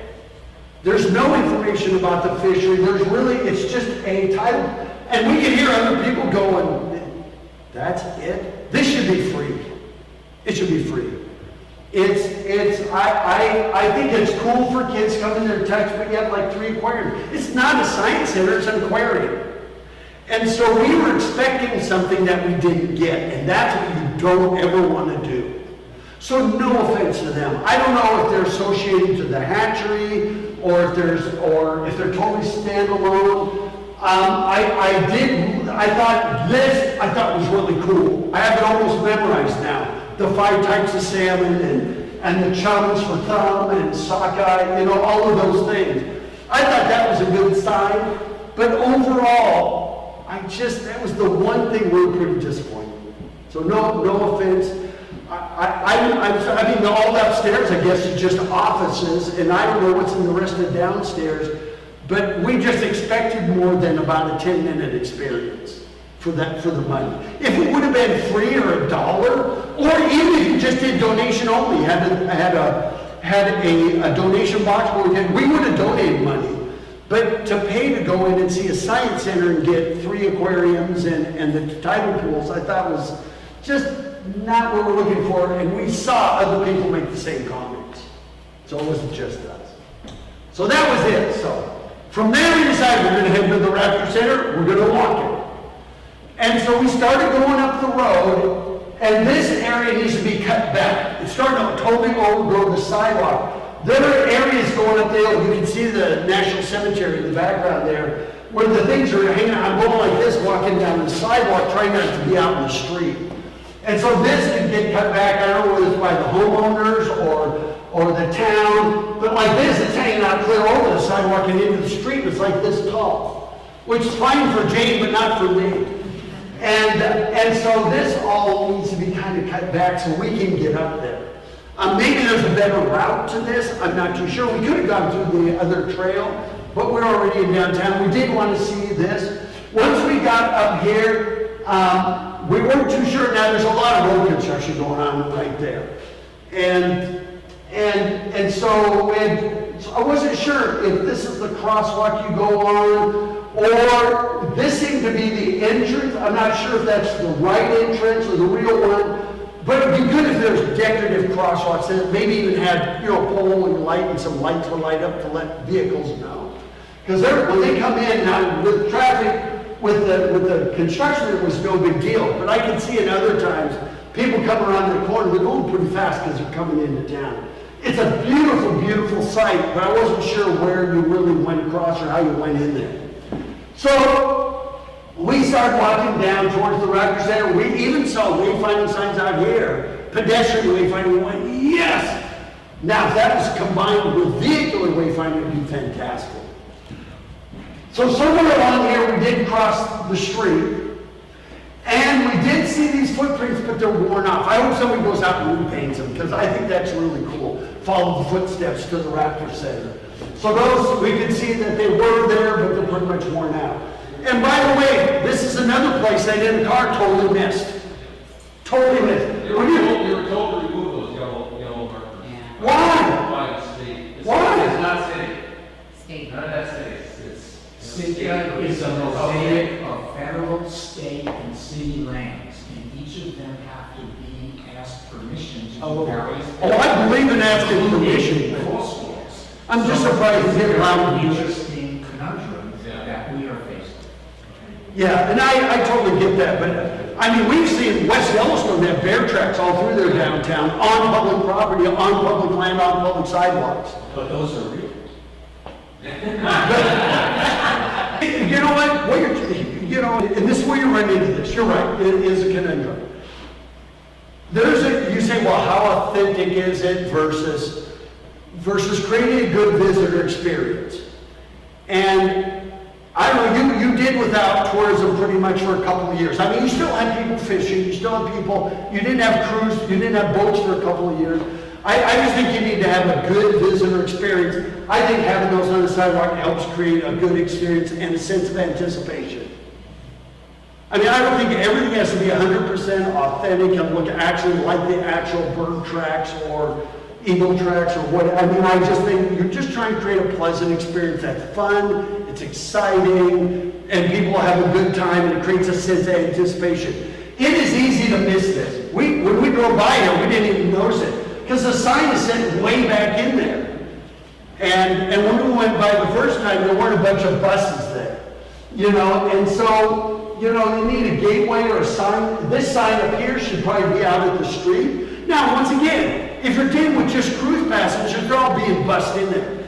But remember, we want you to extend your seasons. To extend your seasons, then get people that are flying to Sitka for Sitka, renting a car, staying in a hotel, eating every meal at a restaurant. You know what? If you lost the cruise industry, and you know, heaven forbid you ever do, if you lost the cruise industry, but you can get 1/3 of that number of people here for multiple days, you'd probably have more spending and 1/3 the visitors. See what I mean? Now, I'm not saying get rid of the cruise ship industry or anything, but I just want you to, this is a place that's worthy of coming for several days and spending some time here. And that's why putting that there for people that do rent cars like us would be great. We did walk up there, and it's a pretty steep walk from downtown. And we went there, we did go ahead and we bought tickets. When we went there was one bus there. When we left, there was like 7. And so it got a little bit overcrowded. It is a beautiful facility. I hope it gets more species. I think there was like 5 eagles, 1 red-tailed hawk, and some owls. And so I wish it had a little more species, you know, because once you've seen 5 bald eagles, you've seen a lot of bald eagles.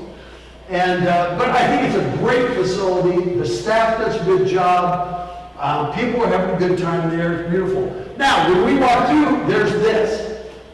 There's nothing that says, I don't know if there's displays on the hour, every half hour, or if that's only for special groups, or if there's no information. So we didn't know whether we should sit and wait for another presentation. There should be some kind of sign that says, here's what we do, and it's on the hour, every hour for 20 minutes. Even when we walked out here, we walked out to the front, and there was a young man out there, and he's gathering all the people there, and they're going to go into a theater or something, and he was going on and on about which cruise ship you're on and everything. We sat there for about 5 minutes, and we didn't know what we were going to see or what we were going to do. There was no signs. And so we left. And so with these, they should just put it out in the very front lobby and just say every hour for 25 minutes, we show a film or we just show birds. I don't know what they even do. And the same in this room. So there was no information. So, and so that would always invite us back. Even if it's like, oh, we only do that once a day, they always say, man, we need to come back again and do that. So, then we ended up going down, we did cross the street, and we did go back through the trail, the totem, I don't know what we call it, totem trail. We went back through the trail right there, you can see the far right side of your screen right there. And while we're there, going over the bridge, and look at all the fish. I mean, it's like, wow. So somebody is letting them through down there, because they're getting up here somehow. And what's interesting, they're pretty much stationary there. I don't know if this is where they actually spawn. I thought right here would be a good place for a sign, even a temporary sign where this may only happen for a month of the year. But they seem to be, they weren't really moving upstream. I don't know if they're on a break, whether they're spawning. We didn't really know the story, and it would be good to know that story. I mean, your fishery is legendary, and I think as a visitor, I'd like to know, how do you maintain it? How do you make your fishery sustainable? And what do you do? And how does that work with wild species versus, you know, farm raised? I mean, that whole thing would be really educational. And we did see these signs around, and they're great. Everywhere we went, we use them constantly. So now, we're finally coming back to downtown and concentrating on downtown. The first sign we saw was this one. This is like out in front of Mean Queen, 3-hour parking. Go, really?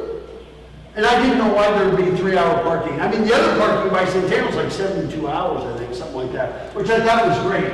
I thought this would be a great place for employees to park get them down here. You know, and the big, big thumbs up for your restroom. Is so glad you don't use porta potties. I mean, this is treating your guests right by creating these. I tell other cities all over, get these, use these. I mean, these are fantastic. The real restroom versus the porta potty. I thought it was great. I think you do a good job. And by the way, there's my quote. Let me go back to that. Relieved visitors spend more. It's true. They do. And the fact that you have restrooms everywhere, I think was fantastic. Now, one thing for your merchants. I hope over time you extend your hours. Because for us, and the people that are flying here or coming here for fishing that are not on a cruise ship, we generally would like to come here downtown for dinner, dining, and shopping, and you close when the cruise ships leave, for the most part. And so it would be nice, just so you know, across the country, not in Sitka, across the country, 70% of all retail spending takes place after 6 p.m. across the country.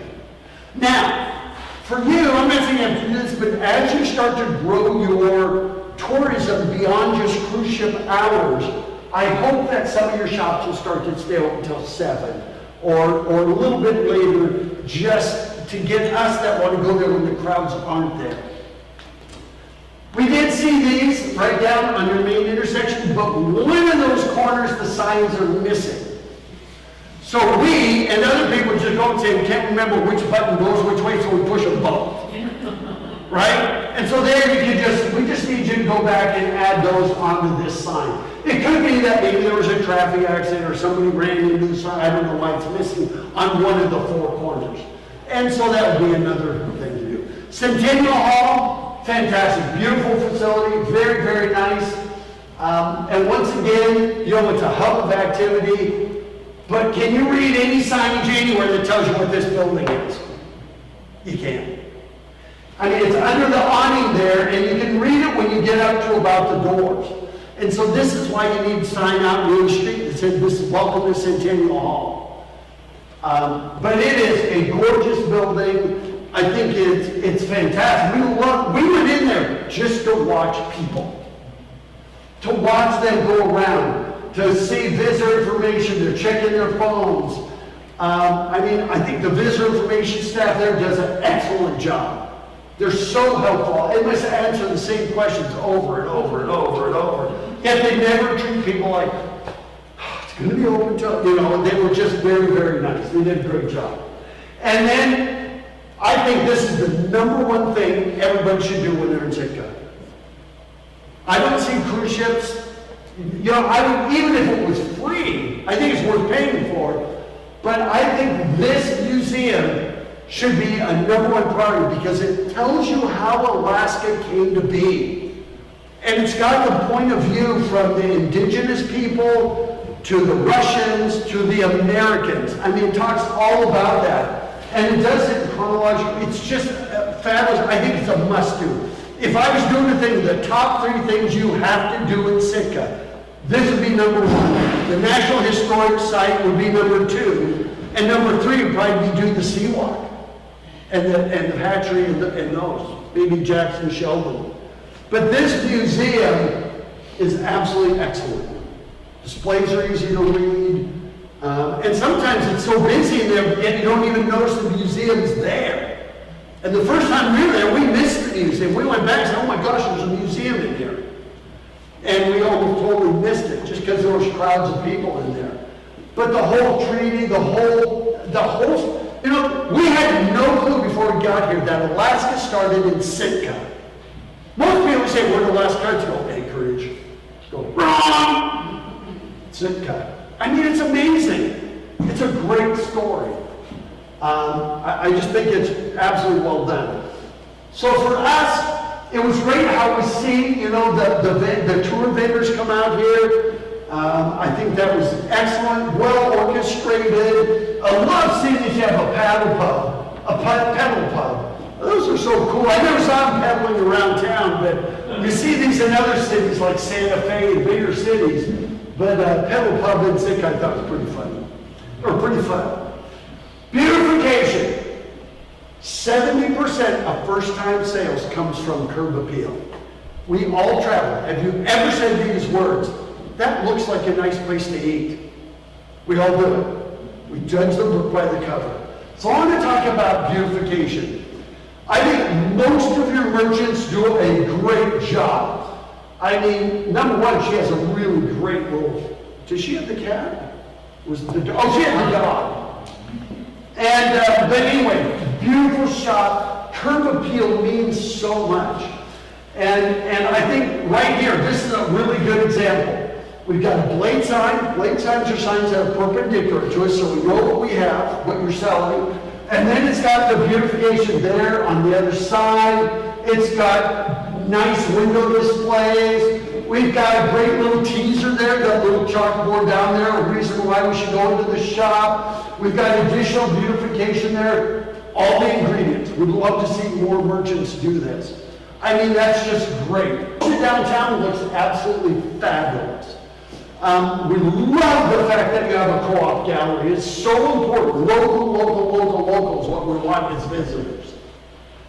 And people that are on cruise ships, people that are here fishing, people that are here flying in here, we're looking for, we will spend more than, we're not just t-shirt buyers. And so I think that's really why I think they do a great job. I love to see the Island Artist Gallery, the cooperative. But that's a bike rack, right? I think those are fabulous. I wish I had even more of them. And they're just great. And by the way, that cooperative is excellent. And it's cool that the artisans actually work it. You know, I'm sure they took times. But then you have other buildings that are so visible, they just go, ugh. And this is one of them. And I'm sorry, you know what? This is why I have to leave Sitka really fast when we're done. No, I can say things you'd like to say, but can't without paying a political price. I can always go with my tail tucked between my legs, you can. But here, I love the rock work, but everything's gray. There's no curb appeal. Even when you look in the windows, you see the back sides of refrigerators and stuff. And it's right on the main corner in your downtown. If they could just put some pots and benches here, would just at least soften it. You know, I mean, we're going to go to Laverne, Minnesota. This is a little town in Minnesota. They have severe winters. You know, maybe not as much rain as you, but they have a lot of snow. And look at it. I mean, their whole downtown, they do this. But even just a little teeny bench like that with a couple of window baskets, or even like this, that's not a restaurant, even though it has a table, 2 chairs, and pots. There's no reason why merchants that don't have beautifications can't do this kind of display. It doesn't cost that much to do. This is all one little town. None of these, that's not a restaurant, and neither is this. But just add some more curb appeal. You know, spending will increase. And think about this. For women account for 80% of all retail spending. I'm waiting. Usually there's a guy who pipes up right about now and will make some comment like, that's all. But that's actually a true fact. And women want to feel safe and welcome, and that's what beautification does. So cater to women. You know, I mean, and there's just, and so I think they do a really great job, but I thought, okay, even right here, wouldn't it be good if there was a pot right there? And a pot right there, and a pot right there, and a pot right there. We just finish off dressing up a really great shop. You know, you can even create a buying co-op where we create pots. Like right here, I'd love to see a pot, a bench, a pot. You know, or even just a pot on each side of the door. Just to add more curb appeal.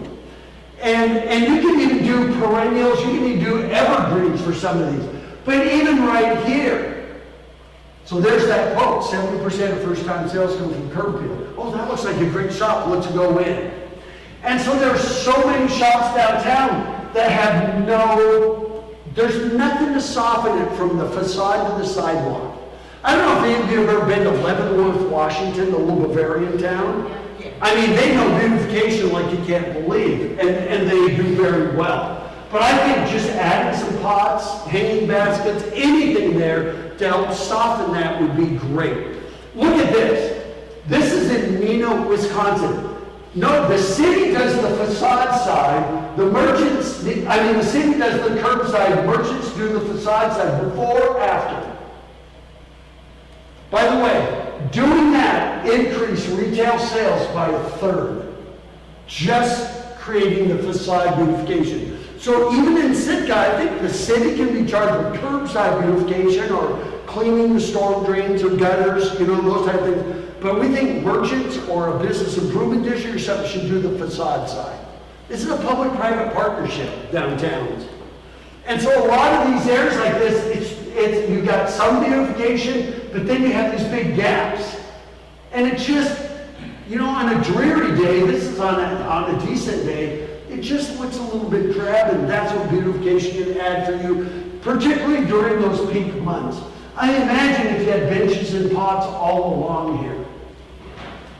And, so you have a lot of this thing. This is a fantastic store, but I can just imagine a pot where you see the white bricks and then put a bench between them. And I'm going to talk more about that in just a minute. But you can see we're here, we can just finish it off and just be a little bit better. And I avoid the garage sale look. I do not believe in having clothes racks out on the sidewalk. I just think it makes you look second class. We had the same conversation in West Yellowstone, we've had it in other places. In places like Leavenworth, Washington, you cannot do that.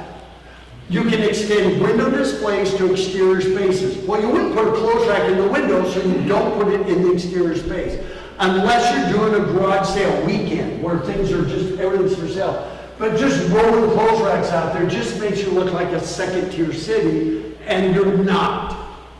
Your merchants are fantastic. Your art galleries are fantastic.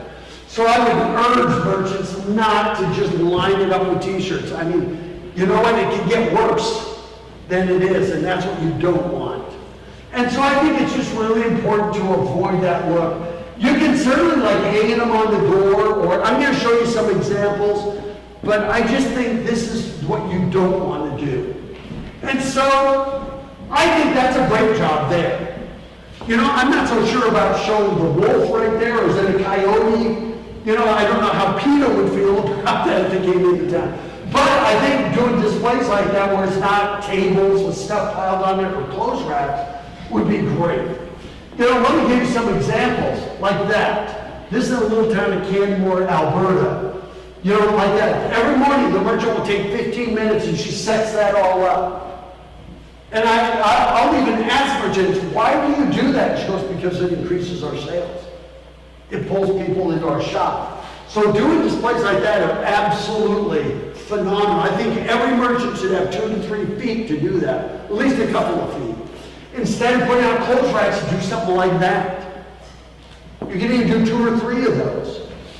And then, there we go, there's that quote. 80% of all retail spending is by women. Take a look at this next photo. What do you see? Guys are going, big that, right? And so, benches. I always have 2 words for you. Think benches. There's Jane playing model. You can tell she was really happy with it. But once again, benches flanked with pots. And the benches don't have to be all cookie cutter the same. We want it to reflect the store owner. That store. But benches in your downtown, you can use more of them. And I'll show you, you do have some. But I think these are great little examples of what merchants can do. And by the way, benches should always be at the facade facing out. Always, just like your front porch. And so, right here, this is a little ice cream shop. She will give people ice cream, but they will eat it in those 4 chairs, because the second people see them eating ice cream, they go, where'd you get that? And there'll be a line coming out the door. I think that's a great thing to do. So you can see these little towns. That's Wickford, Rhode Island, a little town. But downtown should be just like your house. Why do we put chairs on our front porch? We may never sit in them, but it makes our home feel welcome. It's the same with retail stores. And so that's what you can add. I think, right there's actually a woman sitting on the bench, look. Pretty rare. But I think having that there was really great. Every one of these, every single bench we saw in downtown had people on them, and there weren't enough. Here, you know, I would have 2 chairs on each side, so somebody's not sitting here by themselves. It's like a century when you have 1 chair on each side. But I think adding a couple more chairs, at least it's the right idea. But all these places would be great. Put a bench right over there. I mean, I would love to see you have like 30 or 40 more benches downtown. They could be decorative. They could be all different to match the building. It would just make it a place for people to hang out. And you know what? When they're relaxed, when the guys are sitting at benches, shop to your heart's content, wife or significant other. I mean, I think it's really important. And then with signs, every single retail sign should tell us what you're selling before you tell us the name of the store. Because I have no idea what that says. I don't know if it's a gallery, I don't know if it's an artist co-op, I don't know what it is. It's a great little shop, but when it's written, I don't know what it is. Russell and Company, I have no idea what, I have to go up and look in the window to figure out what they sell.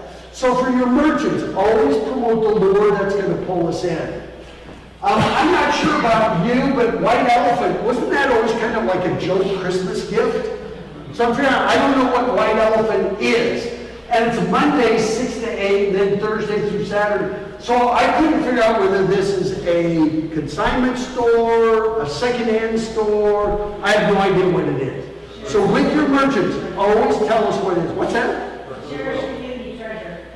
Community treasures? It's like our Goodwill. Oh, like a local Goodwill. Okay. But should be good. That would be good to say. So anyway, we weren't sure what it was. And once again, and by the way, I would always only allow temporary signs for like, what I put up there, 8 weeks or so while you're getting a permanent sign. Just because you have a beautiful downtown, we like to see it more permanent. I think that's a great sign, but I hope it's going to come down and there'll be a permanent sign there. So you don't have plastic banners around your downtown. This is me being picky, but you're a world-class destination. I just want you to look world-class, a little more. And I think most of you do a great job. Right here we have the one shop there, then there's another shop here. It looks like there used to be a sign there, but there's no sign there now. Then there's another shop around the corner, and there's no signs anywhere. Unless you go all the way around the corner, then you'll see Artist Cove Gallery. So they need to have a sign if I go back, that's like hanging above the door there. Or 2 doors, because I think that's a different shop than this shop. But we don't know what they are. So once again, make it easy for people. Now, Wildflower Cafe and Bakery. We saw this billboard downtown, or the A-board, sandwich board downtown, and right there tells you where it's at. Can you read it? I walked right up to it and I could barely read the writing of where this is located. But we open 7 a.m. to 4 p.m., French espresso, French pastry. Us and dozens of other people would walk up this alley. We look back here and turn around and go back.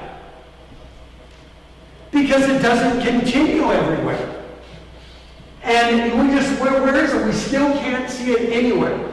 But if we go back to this sign, in very, very faint lettering, it says it's between Subway and, what is it, well, hang on a second here, I got it coming right up. It says between Subway and Asian Palace. How would anybody know there's anything between those two? There's no signs whatsoever. And maybe it's a brand new business that's waiting for a sign, and in that case, then I'd put up a temporary sign, a banner, anything. Because even right here, you can't tell it's there. And I'm standing right in front of it. And by the way, yesterday we went and grabbed sandwiches there. It's fabulous. But even Jane, when she had grabbed the sandwiches, said, you know, I think this is where the locals come. I said, because the visitors don't know it exists. So even a temporary sign up there, just until you get a permanent sign. It's a great spot. But it's just overshadowed by those other two. So here's another big initiative. I have 2 of them. I want you to make downtown a work of art. I would love to see murals like that on your buildings. Because I'm coming back to this, the gray, the brown, the beige, after a while, I mean, this building looked like it's stuck in 1974. And it's such a prominent building on the corner in downtown. I thought, could we take, the river rock is fine, but could we take and add some color or some Native American murals or anything to dress this up? And I'm not just picking on them, because everywhere you go, you see all this. And you'll see the rain and the rust coming down off the buildings, and I'm glad you got the benches there, but I thought, man, this would be a great place for murals. You know, things like this would be great. I think if you can contract with other artisans, mural artists, I think it would be fantastic. I mean, I love the pillars down here. Man, if we could do some of that art on the walls, on the outsides of buildings, even up here, you know, all of this gray, brown, and beige, you know, it's just make it look better. So I thought if you can make downtown a work of art would be fantastic, and especially here. You know, it's just, you know, just solid. I mean, if you had your downtown looking like a gallery, you'd have people there just for the architecture. And so I thought, if you could do some cool things, whether it's sea life, whether it's Native American, I mean, even your pole banners are beautiful. I thought, man, could we do some murals like these on the walls? Would be fantastic. You could turn lemons into lemonade with all kinds of Native American art, like wrapping the water tower, whatever tower that is right there. You know, whether it's like, you know, art like this, or whether it's murals of life in Sitka, just anything to help soften all these buildings, because it's really noticeable when the paint starts disappearing. To us as visitors, you guys probably don't even notice all this stuff. But we notice all this, and it's just like, man, does the hardware store only sell one color paint in this town? I mean, you know, we're making jokes like that, but it just is drab. And I just thought, if you could add murals, the grocery store does a great job. I think that's so cool. It's not even right in downtown. Well, kind of in downtown, but not in the main visitor area. But I thought that is really cool. Love to see a lot. I love to see your whole downtown. But that brings me to something called trompe-l'oeil. Trompe-l'oeil is French for fool the eye. See that wall there? There is no arch there. That's a solid concrete block wall. That has been painted on there, and it's in the works. So you can see he painted that arch in there, created shadows on it. This is our artist, Eric Grove. He does these kinds of trompe-l'oeil art murals. So there it is, before, during, that's it afterwards.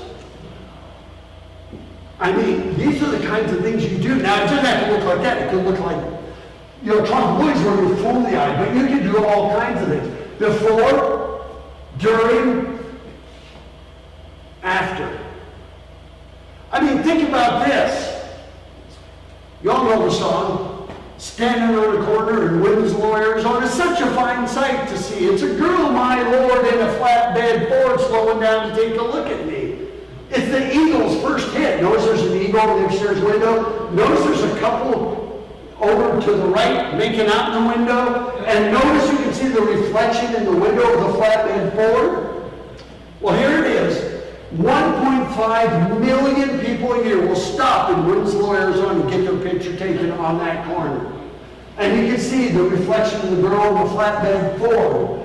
And there it is, right there. And you want to know something interesting about this, and there's Glenn Fry from the Eagles, he's standing over there. You can't believe how many people, 1.5 million people. Now, you want to know something interesting? That used to be a furniture store. It's now just a wall. That's the back. But so you can do Where's Waldo, you can do whatever you want. But I want to take 3 minutes. I want to show you a little film. This was at Phil Smart Mercedes in Seattle where they did this on the wall. So I just want to show you this. And by the way, your art doesn't have to be like this. And so I think we lost our music for this, but there's music in the background. But they started with this design. And then they had this building right there at the dealership. They said, we have to dress this up. We have to make it look cool. And so you'll just see this going on right now. And normally there's music back there. But so they painted first. And by the way, you can see all the way around it. It's kind of concrete block. And so here he's going for it. And so this is a short version, it's like 3 minutes, so we're about a minute into it. So he starts with the frames there, and I mean, it's pretty cool. I'll let you just watch it here. I won't say anything for a couple minutes.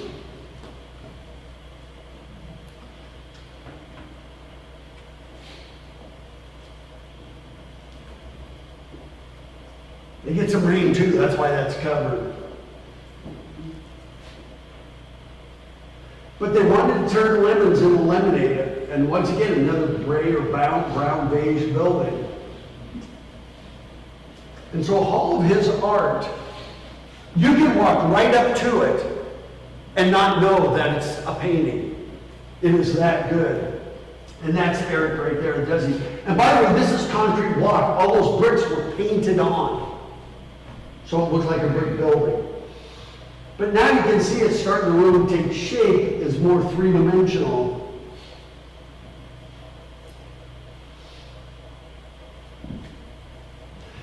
And by the way, there are, if you did facade easements, where you give the city an easement to the facade of your building, there are grants to do this kind of art, and even murals. So this is it, underway.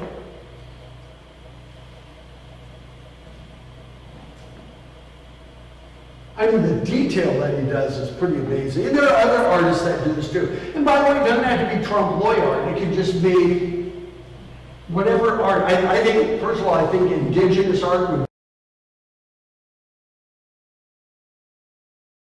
be my #1 choice for Sitka. But you can do some Russian art, some wildlife art. But even all the shadows, it sure looks three-dimensional, doesn't it? So. There is his wife and he travels all over the world to do these. But there's what the concept was. Look at that. I kept going, how many people walk up there and go BAM! Into the wall? And it looks like you can drop. Look at this. Look at this. I think that is so incredible. Look at the detail. So in the theater, I don't know if you can pay me to go watch a movie in there. The judgment on the look, which isn't fair, but that's what we people, that's what we do.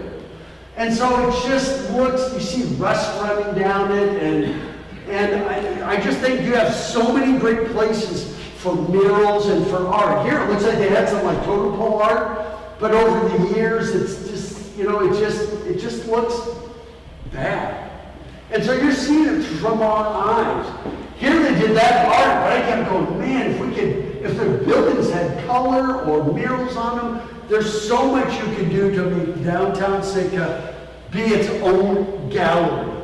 Because all of these are like, man, just right out of the 70s. You can even do that size. I would love to see a really cool design right there in this intersection. And there's a way you can do this that's fairly inexpensive and it's not paint.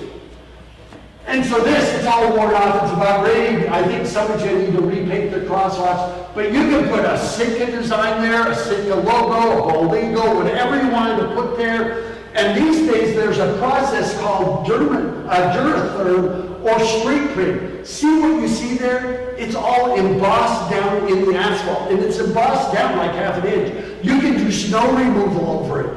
And it's got a vinyl, it's not paint down in each of those. And so you could have whatever design you wanted on your crosswalks, on your intersection. I just think you could do something really cool. I would love to see Sitka, the whole town, be a gallery. I really believe that you are Alaska's best arts community. And I don't say that lightly, but what you have here is exceptional.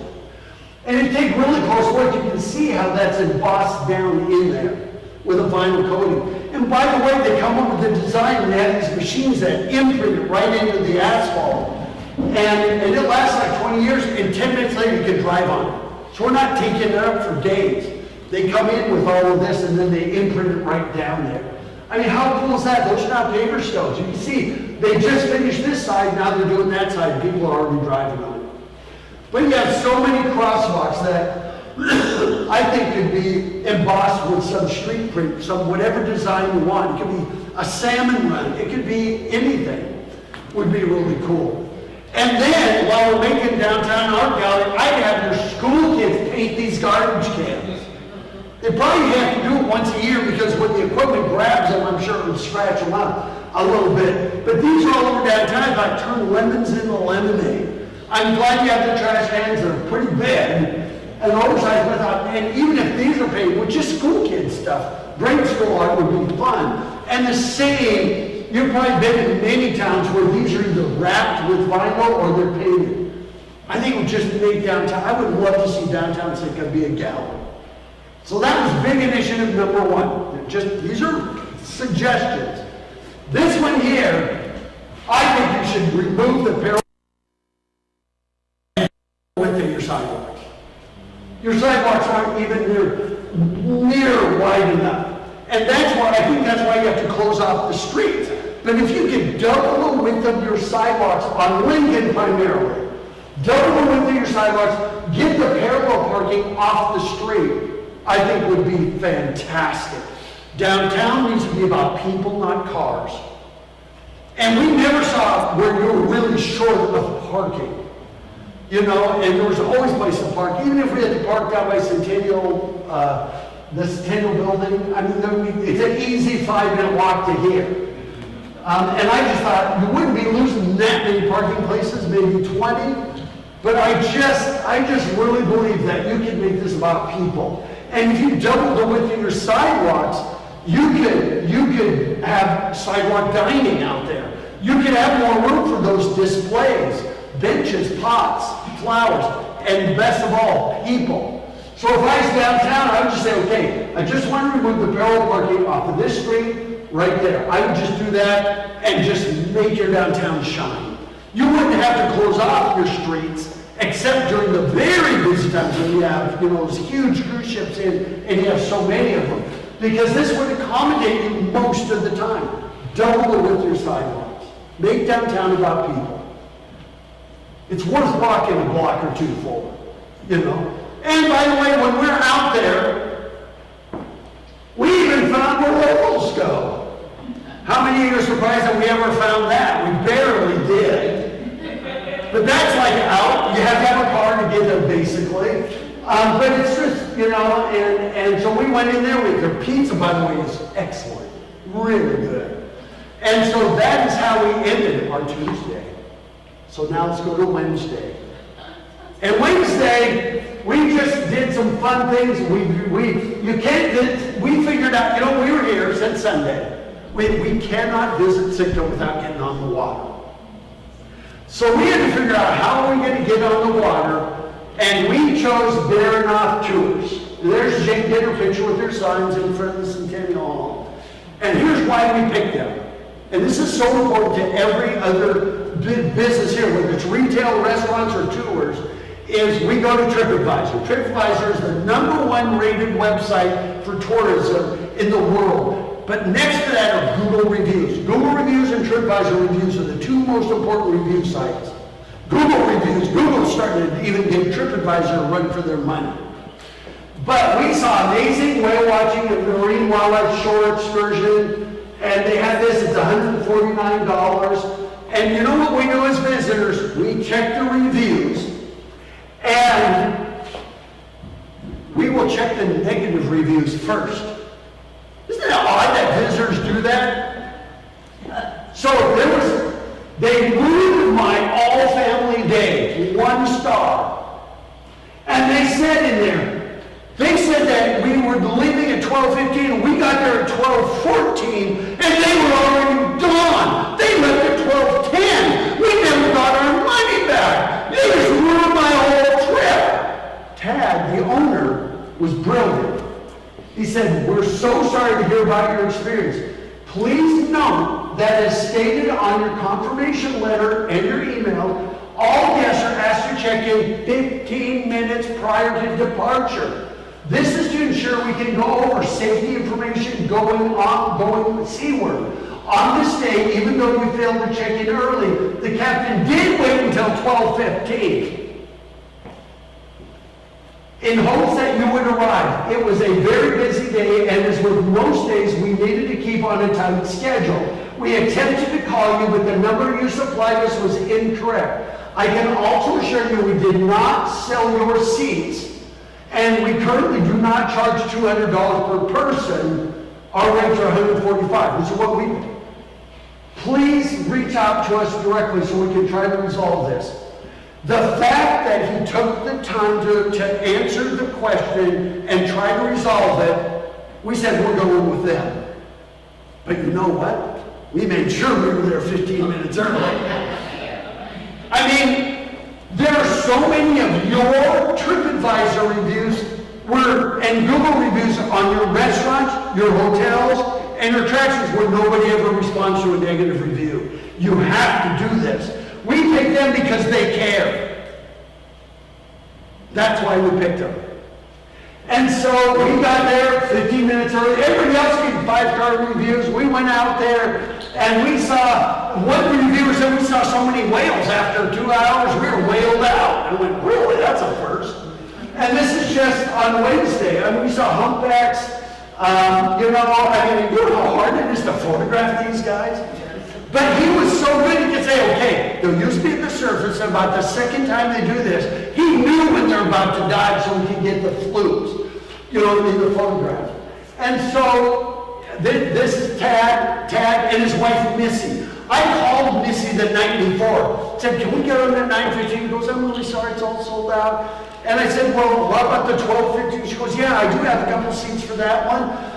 Do you want to book it now? I said, yeah, I'd rather do it with a person. This is like at 6 o'clock at night. And she goes, oh, I'd rather do it in person too, because you can't book it online. And she was so nice. And then she said, how you'll find me is in town hall as I have purple hair. I said, wow, in other cities you wouldn't be the only one, but in Sitka you're probably the only one with purple hair. It turns out there is another lady who owns it. But they did a great job. Missy was there to greet us, to check us in, and there was only 4 of us. There was one other couple from Kansas City. And Ted did such a great job. We saw sea lions, we saw otters.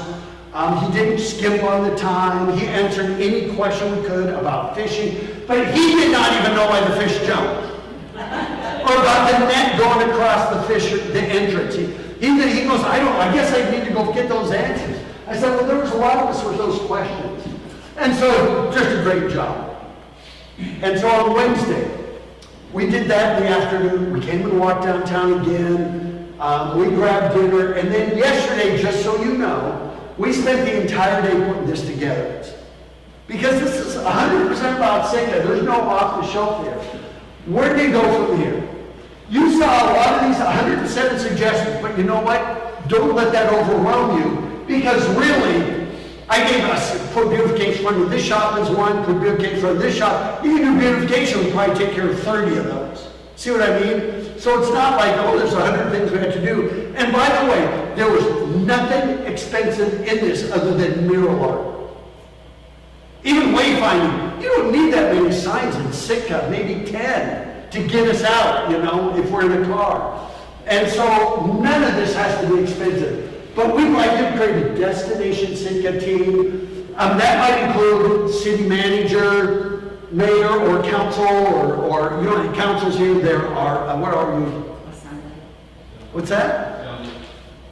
Yeah, so, and get, planning department, merchants. I don't know if you have a downtown association, chamber of commerce, visit Sitka, and create a team and go through these and figure out, well, which ones do we want to do? The whole reason we're here is to make something happen, not come and preach to you for a couple hours.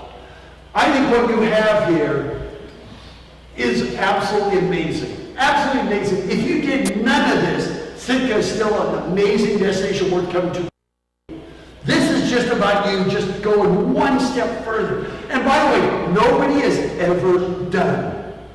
Nobody. You can never rest on your laurels.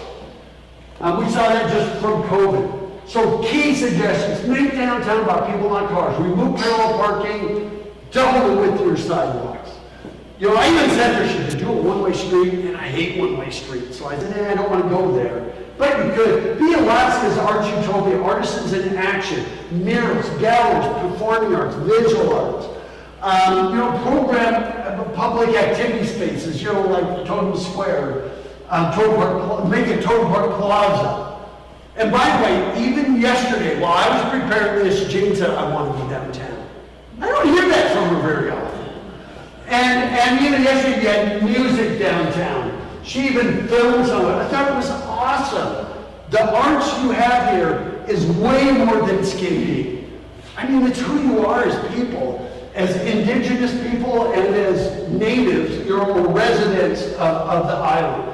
And I just think that these were excellent. I just think what you have is amazing. I'm so sorry that the last municipal league is meeting today, so we're missing a couple of your key players. And I keynoted these all over the country. I thought, man, if I would have known about that, I would say, hey, I'll come and let me do a speaking engagement and sell you on Sitka from the rest of the state. So that's great. I saw that sign's welcoming people. But what you have is amazing. Your downtown is amazing. You have great shops and great restaurants.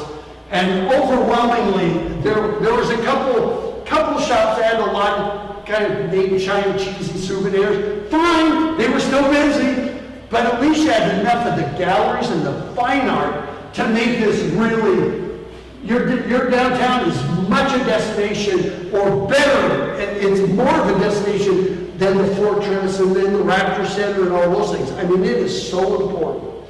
And I think you do an overwhelmingly good job. I never thought I'd see a company that sells salt look this incredible. I mean, that's amazing. That's world class. We are buying salt in there. Who would have even think? And the guy walked out and goes, oh my God, you got to get in there. I have barbecues, they have salsa, and this is a cruise ship passenger was selling us on why we needed to go in there. It's like, this is awesome. You know, these are people from big cities. The Russian American, did you get that right? Russian American store, incredible. I mean, and I love the fact that it goes all the way through so you can enter on both sides of it. But even little places, I didn't show every picture in every shop, but we went in almost all of them. The Sitka Rose Gallery, I mean, the art in there is absolutely world class. I must say I was disappointed we could not find Hogwarts. But I love the sign. And that's right here in this little area, this campus. I mean, but everywhere we went, it was absolutely stunningly beautiful. And we really, really loved our time in Sitka. We hate to leave. And so, you are already on your way. I think you do an amazing job. And that's what I got for you today. So.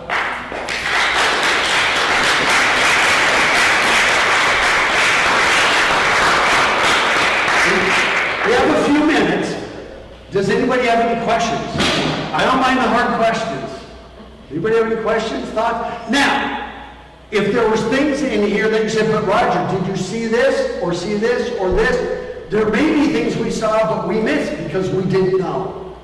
I mean, we went on TripAdvisor, we went through your visitor's guide, we went on the map, we looked at everything we could. And remember, we were here Sunday, we spent all day, Monday we spent all day, Tuesday we spent all day, Wednesday we spent all day. Jane spent a little bit of time yesterday, 4 days, and we still didn't get to hike trails. And we were never bored, we were never looking for things to do. We didn't hike to your other lakes. We didn't go along your shorelines.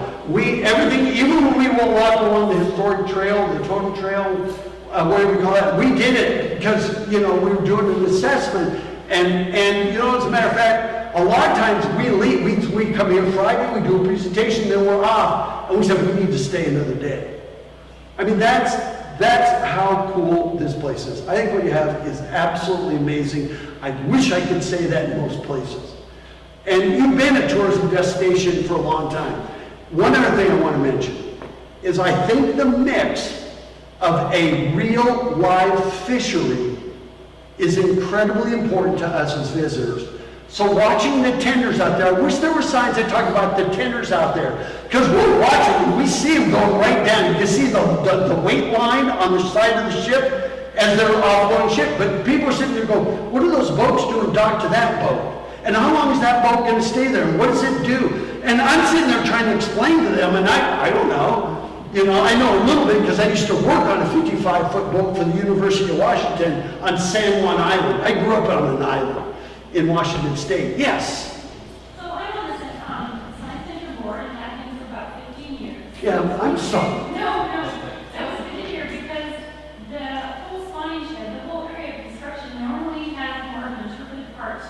Okay. We also included in the aquarium portion of paying for that. So this is hugely valuable, which I'm going to take back to the group there, because they do want to, they will need that feedback. If they did, she did, when we got there, we paid the money, we came in, and she goes, if you want to wait around, somebody will come over and give you a tour of the, and it was like, well, there was no signs, there was no, if you want to wait around, when, how long do we have to wait, how long does the tour take, what are we going to see? That would have made it worth it. So if they would say, if you come on the hour, every hour, you know, because if we could get a tour of the fish, and I know, you know, and I don't know if the science center is associated with the hatchery next door or not. Yes. And, but you wouldn't know that. No, you wouldn't. You wouldn't know that the reason the gate was down was because they had to stop having wish commitments about fish conservation. You would have gotten that. Yeah. But I think telling them just something easy. Well, and even the gals, I think they're like high school, and I'm not trying to put anybody down, but we'd say, okay, yeah, we want to come in, and she'd kind of go like, no, really? Like we're going to pay? I mean, they're surprised we're going to pay, because other people are just walking right past her and in there. And I heard one guy talking to his wife saying, "Why we didn't pay?" I mean, that's what you don't want people to do, because there's no signs that say, by the way, your admission includes a hatchery tour. So if hatchery tour was 45 minutes, I mean, once we're in there, after 5 minutes, we see, no, what are we going to do? We could go out and get chowder, but would they let us back in? Because they're not stamping hands, there's no wristbands. I mean, so you got to figure out a way to do it. Because if we could have done the hatchery tour, it would have absolutely been worth it, because that's where we could have answered all of our questions that we had. But we had, and by the way, I'd call it an aquarium. I would call it aquarium and hatchery. A science center, you would think would be about more things than just an aquarium. And so just call it that. I would just call it the Sitka Aquarium and Hatchery. And then that's what you're selling. Because Science Center, we expect to see things about the weather, we expect to see things about tides, we expect to see other things of science. And we didn't see any of that. Well, it is that, but it's not something they show off. It's collaboration with scripts and with Hole and everything. It's so long as you never know it, right? We would never know, and we didn't know it. And it really, this was the only thing that I had a negative review on, was that. And the reason is we had no clue what you just said. No clue. There's no signs, there's no anything. It's somebody taking your money and saying it's in that room. And we thought, well, there must be something upstairs that says offices. You know, so we thought, this is it, one room that could fit on this stage. And I'm going, holy smokes. And there's nobody there to guide you, or she just said, yeah, if you want to come, if you want to stick around, there's going to be a tour of the hatchery. And it's like, well, how long do we have to stick around? Can we go eat next door and then come back? Can we? And there was no answers. Yeah. So it struck me as you were going through all your recommendations. Suggestions. Yeah, a disturbing number of them, or a fairly large number of them, are things we can't control. Because the state and federal and Park Service and state Park Service, like the parking at the visitor center at Dakota Park, would probably literally take an act of Congress to have. Well, And so, you know, or the nice crosswalks at the stoplights at the state road, they won't let us touch it. so, Same with the lights. And we can suggest, and we can ask. yeah. So I just had this conversation in Anchorage last week. They have 3 of their 3rd Street, 4th Street are state highways, or no, 4th Street and 5th Street in Anchorage. And I told them, take your streets back from the state. They'll give them to you. You'll have to maintain them. But in Anchorage, their worst streets are the ones that are state-owned. You need better crosswalks. The paint's wearing off of them. You need better decorations. And I always say you'd be better with local control. They don't be in charge of your own destiny, not let the state, not let Juneau be in charge of your destiny. And in Anchorage, they're going to do that. I actually had somebody from the Department of Transportation there came up to me and said, if Anchorage wants to take these back, we'll give it to them. We'll still even help them with maintenance, but they're right. I just think, you know, I don't know who owns what. Remember, that's why I say these are suggestions. We don't know who owns what or who controls what. But I know that, I've worked in 45 states, and I see communities everywhere. I'll get you to say. I see cities everywhere taking their streets back to the state so they have local control, so that they can be in charge of their own destiny. Yes, all of a sudden now you have to be in charge of snow removal or cleaning, but I saw merchants out there sweeping their sidewalks even though they don't own the sidewalks. And I think so, and I don't know who owns what buildings. I mean, a lot of these are private buildings like banks and stuff. We're asking to mineralize those. I'm kind of appalled that they wouldn't let you paint footprints out going to the Rapid Center. I'm sorry, I'm being really honest with you. I think that's ridiculous. And so, you know what? I've even worked with where I've even gone before states and I go to the legislature and say, look, you got to loosen this up. I mean, this is your economy here. And so there are some of those you say you just can't do it, but I always say, I want you to be in charge of your own future. And not always be relying on Juno to let you decide what you can and can't do. Particularly with your own streets. You know your streets way better than somebody at the Department of Transportation.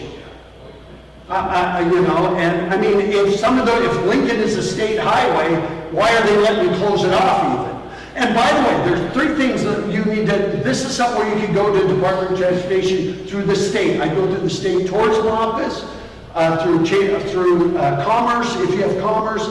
And I say all departments of transportation, so let me give them a shout out because I'm not trying to diss anybody. But departments of transportation have 2 main functions, public safety and moving traffic. Congestion is a downtown's very best friend. There needs to be a 3rd one, economic development. And we've turned many, many states, even California, turn them into where they had the 3rd one, economic development. Will this help them economically if we do this or this or this? So it's just not those 2 things. So yes. Yes, I have a couple of comments here. I was a park ranger for a long time. Teacher, and it required 3 of us to decide whether the bathroom sign for 3 months. So I understand about signage. I'm not making fun. It's a serious deal. You're good at that. You have too many of them, but it's good. There's a couple of things I'd like to say. Downtown Sitka is depressing in the winter. We need double the lighting on the streets. My wife and I burn Amazon boxes if we see them. And we think more local shopping would happen in the so-called off-season. Yes. But I wish we'd quit calling it the off-season. And you should. I'm not done. Okay. I should write these down so I can keep track of them. 20 years ago, we had Castle Hill opened up to a giant archaeological dig. And a whole bunch of us seasonal rangers said leave it open. And there was a department in the state of Alaska. I'm not getting into a war with them. I don't want to hear the lecture, but we said leave it open. This is a fabulous draw. And if Sitka could reopen that as an archaeological dig, 1/3, 1/4, 2/5 of it, 300,000 items were open. The point is that people want to see the dig. Absolutely. 3rd thing. Teacher. Well, that's all right. It's all right. It's my turn to talk. Electric buses. I have followed the Stinkathon buses up and down the streets. And I love the fact that we have the tourists back. I'm not anti-cruise ship. I'm not anti-construction. I like the sound of construction trucks coming past my house. You all know where I live. Electric buses, especially the one that puts out the black smoke. And the last thing, and I've got about 40 others, volunteers in this town need to be recognized. Yes. Our Sitka Visitor Bureau needs to do this. I've mentioned it for decades. We have Park Service volunteers, church volunteers, Sheldon Jackson volunteers, Forest Service volunteers. You need to have a meeting or a banquet or something where you recognize volunteers. It's an integral part of this community's economy. And it needs to be recognized with dollars and with people's faces saying, thank you, thank you, thank you. It's a big deal. I've got one more, I'll stop. The churches, I don't know what you did, but you did your little blip on the church, went in, it's pretty. That's not enough. I did a paper on the churches and their history on Lincoln Street when I was a park ranger. I don't know where that paper is now, it's probably gone, but Lincoln Street church history, just Presbyterian, or just Episcopal, or just a Catholic. And of course, I'm Lutheran, everybody knows that. But if you do that, not just a little list, here's church Sunday at 10:30, Right. and included that with a 2-page spread on the churches in your pretty book, that would Be great. really nice. Be very nice. I got about 10 more, but I'll be quiet. Okay, so I'm going to try to remember something. Number one, I think that every community should do an annual dinner to recognize volunteers. And I do that in towns of 500 people, and in towns of 10,000, you know, and in big cities, always. Yes, I absolutely agree. You're a volunteer. You know what? Let me give you a couple things here. Number one, marketing will bring people to Sitka once. That's it. The only thing that ever brings people back is the product. Did it look good? Did I have plenty to do? And my experiences, were they great? And the people I interacted with. That's the only thing that brings them back. And that's where your volunteers make a huge, huge part. So there's that. Electric buses. I would even go so far as to say even natural gas buses in a lot of bigger cities. The cost of electric buses right now is very expensive, but I absolutely hear where you're going with it. I think it'll be fabulous. But we have seen people go with existing buses, replacing the diesel motors with natural gas. Because natural gas burns clean, it doesn't smell, it doesn't put out the black smoke. So that might be an interim for some of these.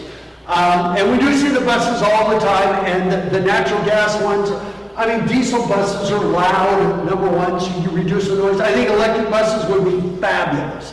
And I don't think anybody would disagree with that. I'm just trying to think of the cost of actually converting those. So some cities are doing a multi-stage where they're going from diesel to natural gas, and then down the road, electric buses are designed as electric buses. It's hard to convert, you know, gas or diesel powered buses to electric. So that's number two. And I can't remember, you talked about wayfinding and signage. And back, even we have worked with U.S. Foresters. When I said the Forester sign, could we put the trail guide in there? A lot of times, rather than go back to Connor, we've actually gone to U.S. Foresters, Rangers, and say, look, we have a Sitka trail guide. We would just like to put a little brochure holder. And I've never heard of somebody turning us down. Without saying, go to your Congress, go to Lisa, Murkowski, and tell her to go back there and get approval from, Buttigieg or whoever's in charge of transportation.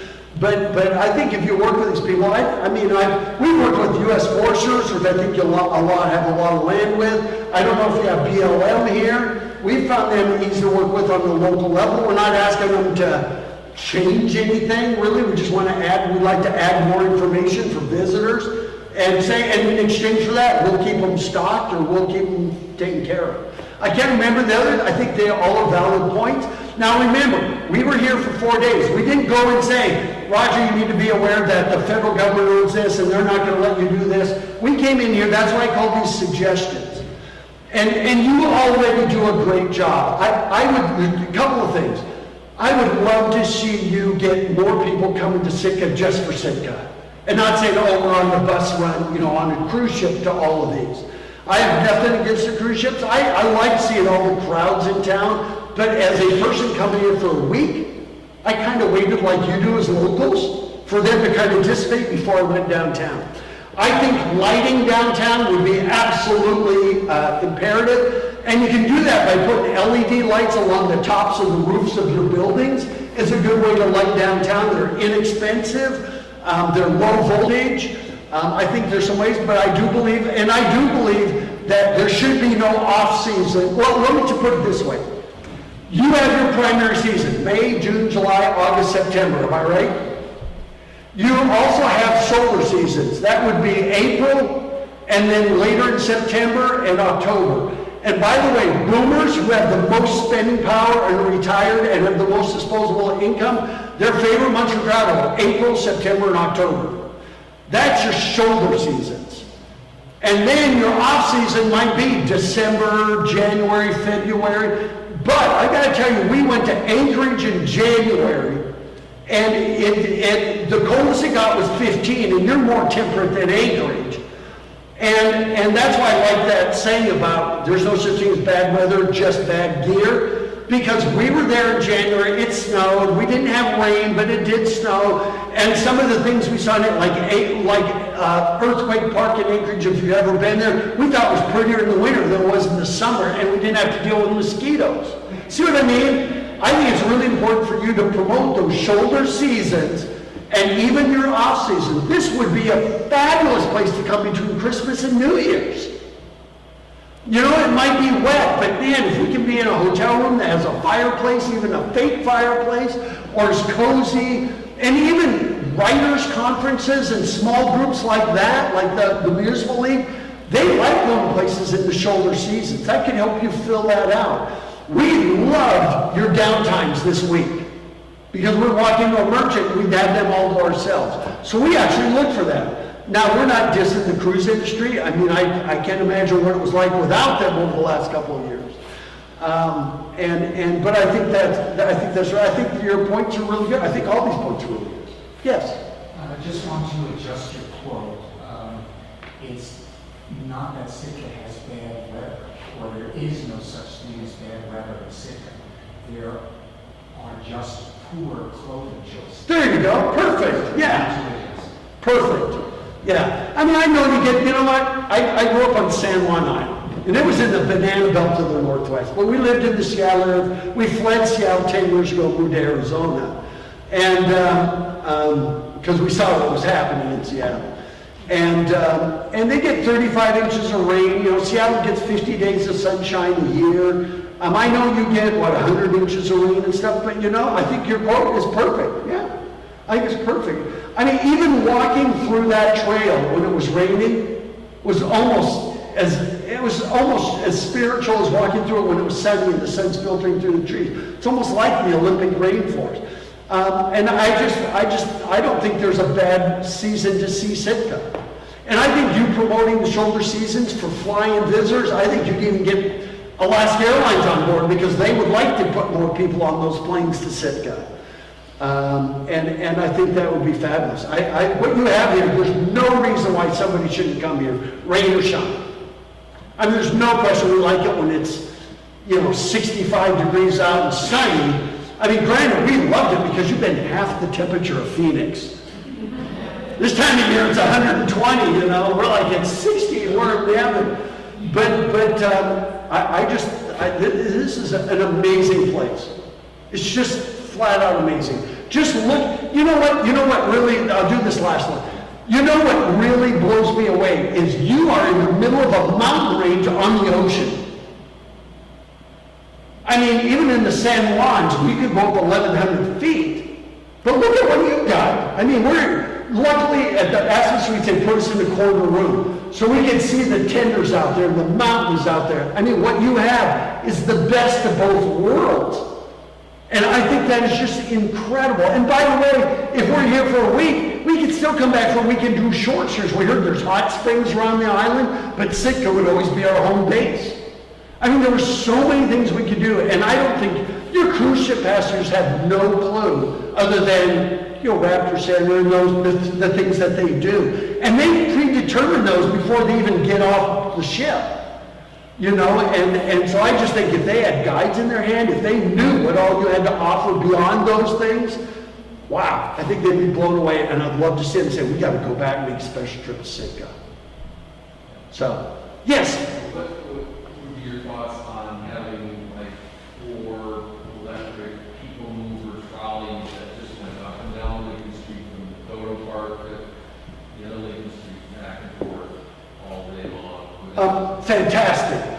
And these, what he's talking about, these are rubber tire trolleys. So we're not talking about putting down tracks. They're rubber tire trolleys. They make them electric. And there are guys around the country that take the old trolleys, steel wheel trolleys, and they convert them to electric or natural gas. And they will, and it's part of the experience. And they just hop on, and then the person on board. I mean, we did a trolley tour. It'd be free, there's no charge. Yeah, no, it'd be free. And by the way, in some of these towns, they pay for those trolleys. Number one, they use school bus drivers, so they're licensed to drive passenger vehicles. They use school bus drivers to do it, and a lot of times they'll even put a little tip container on it, so if you want to tip the driver, you can, but there's no charge. And I think running them, I mean, for us, we're staying at Aspen, if you're staying down here at the Tormont, I mean, that's all so easy to walk, not many hills or anything. But I think if you... They have like an hour after they've done their excursions. So Yeah. it would not- Absolutely. It lets them go to the other little places that are now. Like, I wonder how many of them throughout a tour bus even get to the historic park where the totems are. You know, they might not see that over there, or even the museum and the aquarium. Oh, see, I already renamed it. Yeah, absolutely. Hop on, hop off. And the trick is with those, every 15 to 20 minutes. If people have to wait longer than 15 or 20 minutes, they'll skip it or they'll find a different way to do it.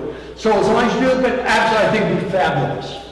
The best, I mean, you know, Leavenworth is starting to do that now, and Santa Barbara, I mean, you can name places all in the country.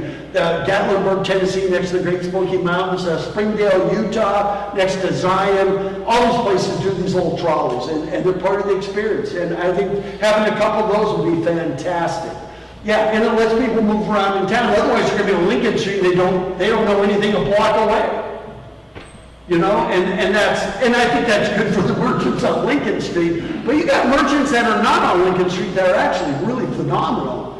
You know, I mean, getting over to this part of town, I wonder how many, I didn't see any tour buses over here.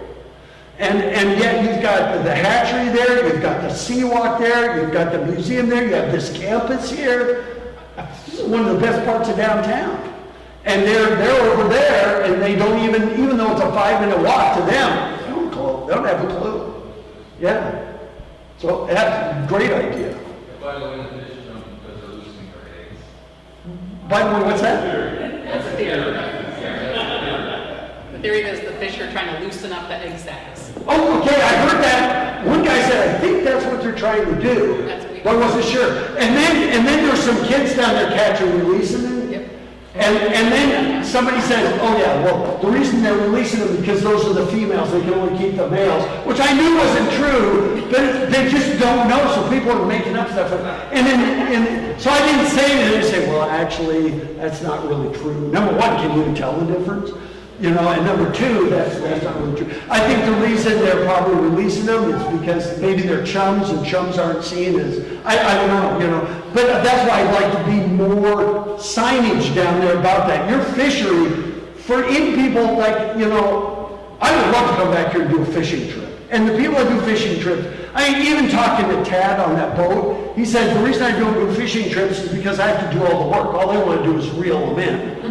You know, but learning about your fishery, I think, is so important, and there were no signs or information for us to learn about that. You did have some along the Seawalk. I think there's some that talked about the different kinds of fishing craft, purseaners and those. Talked about, but we didn't really get to see how the whole cycle, we saw how the cycle of a fish works, but not how the fishery works. Are there catch limits? What are they catching? And by the way, right there in front of the hatchery, I expected it to be like everywhere else I've been, that there'd be tons of seals and sea lions there, and there weren't. I didn't see any. And yet there's fish everywhere, and I didn't know why. And maybe it's because the city does a good job keeping them away, or maybe they're saying, no, the catch is so good out there, they stay out there on those islands. We don't know. There were just questions we had. Versus going to Westport, Washington, and Monterey, California, where seals are on every dock, stinking up the place. So there was lots of questions like that, but there was really no information about the actual fishery, the hatchery process, and everything. So, love to see that. And with that, thank you so much for spending the morning here. Thank you very, very much. Love it. By saying thank you to the City and Borough of Sitka for funding this presentation. It's one of the things that we had added into our contract when we renewed our contract with the city, because we felt like getting this outside type of perspective would be, especially this summer, really informative and really important. So I want to thank the city for supporting this project, and that money did come out of the Visitor Enhancement Fund, which is the bed tax fund that supports our programming. So, And a couple things, just so you know, 2022 and 2023, you're probably going to see some over-tourism because there's been a huge pent-up demand. So people that were shuttered are going to see this huge wave and then it'll settle down. So when people say we had 2 years of rest and relaxation, now we're being overrun, it will start to get back down to normal, just so you know. And by the way, I got to tell you that when Natalie from our office called and said, I just talked to Lori in Sitka. She wants you to do an assessment there. I said, do it! Because you've been on our bucket list. It's not very often. To us, this whole week has been and honestly, we've done thousands, more than 2,000. This one here was a real treat. It was really an honor for you to have us come in and give you some ideas on how you can make it even better when it's already fantastic. So thank you very much, everyone. thank you, everybody.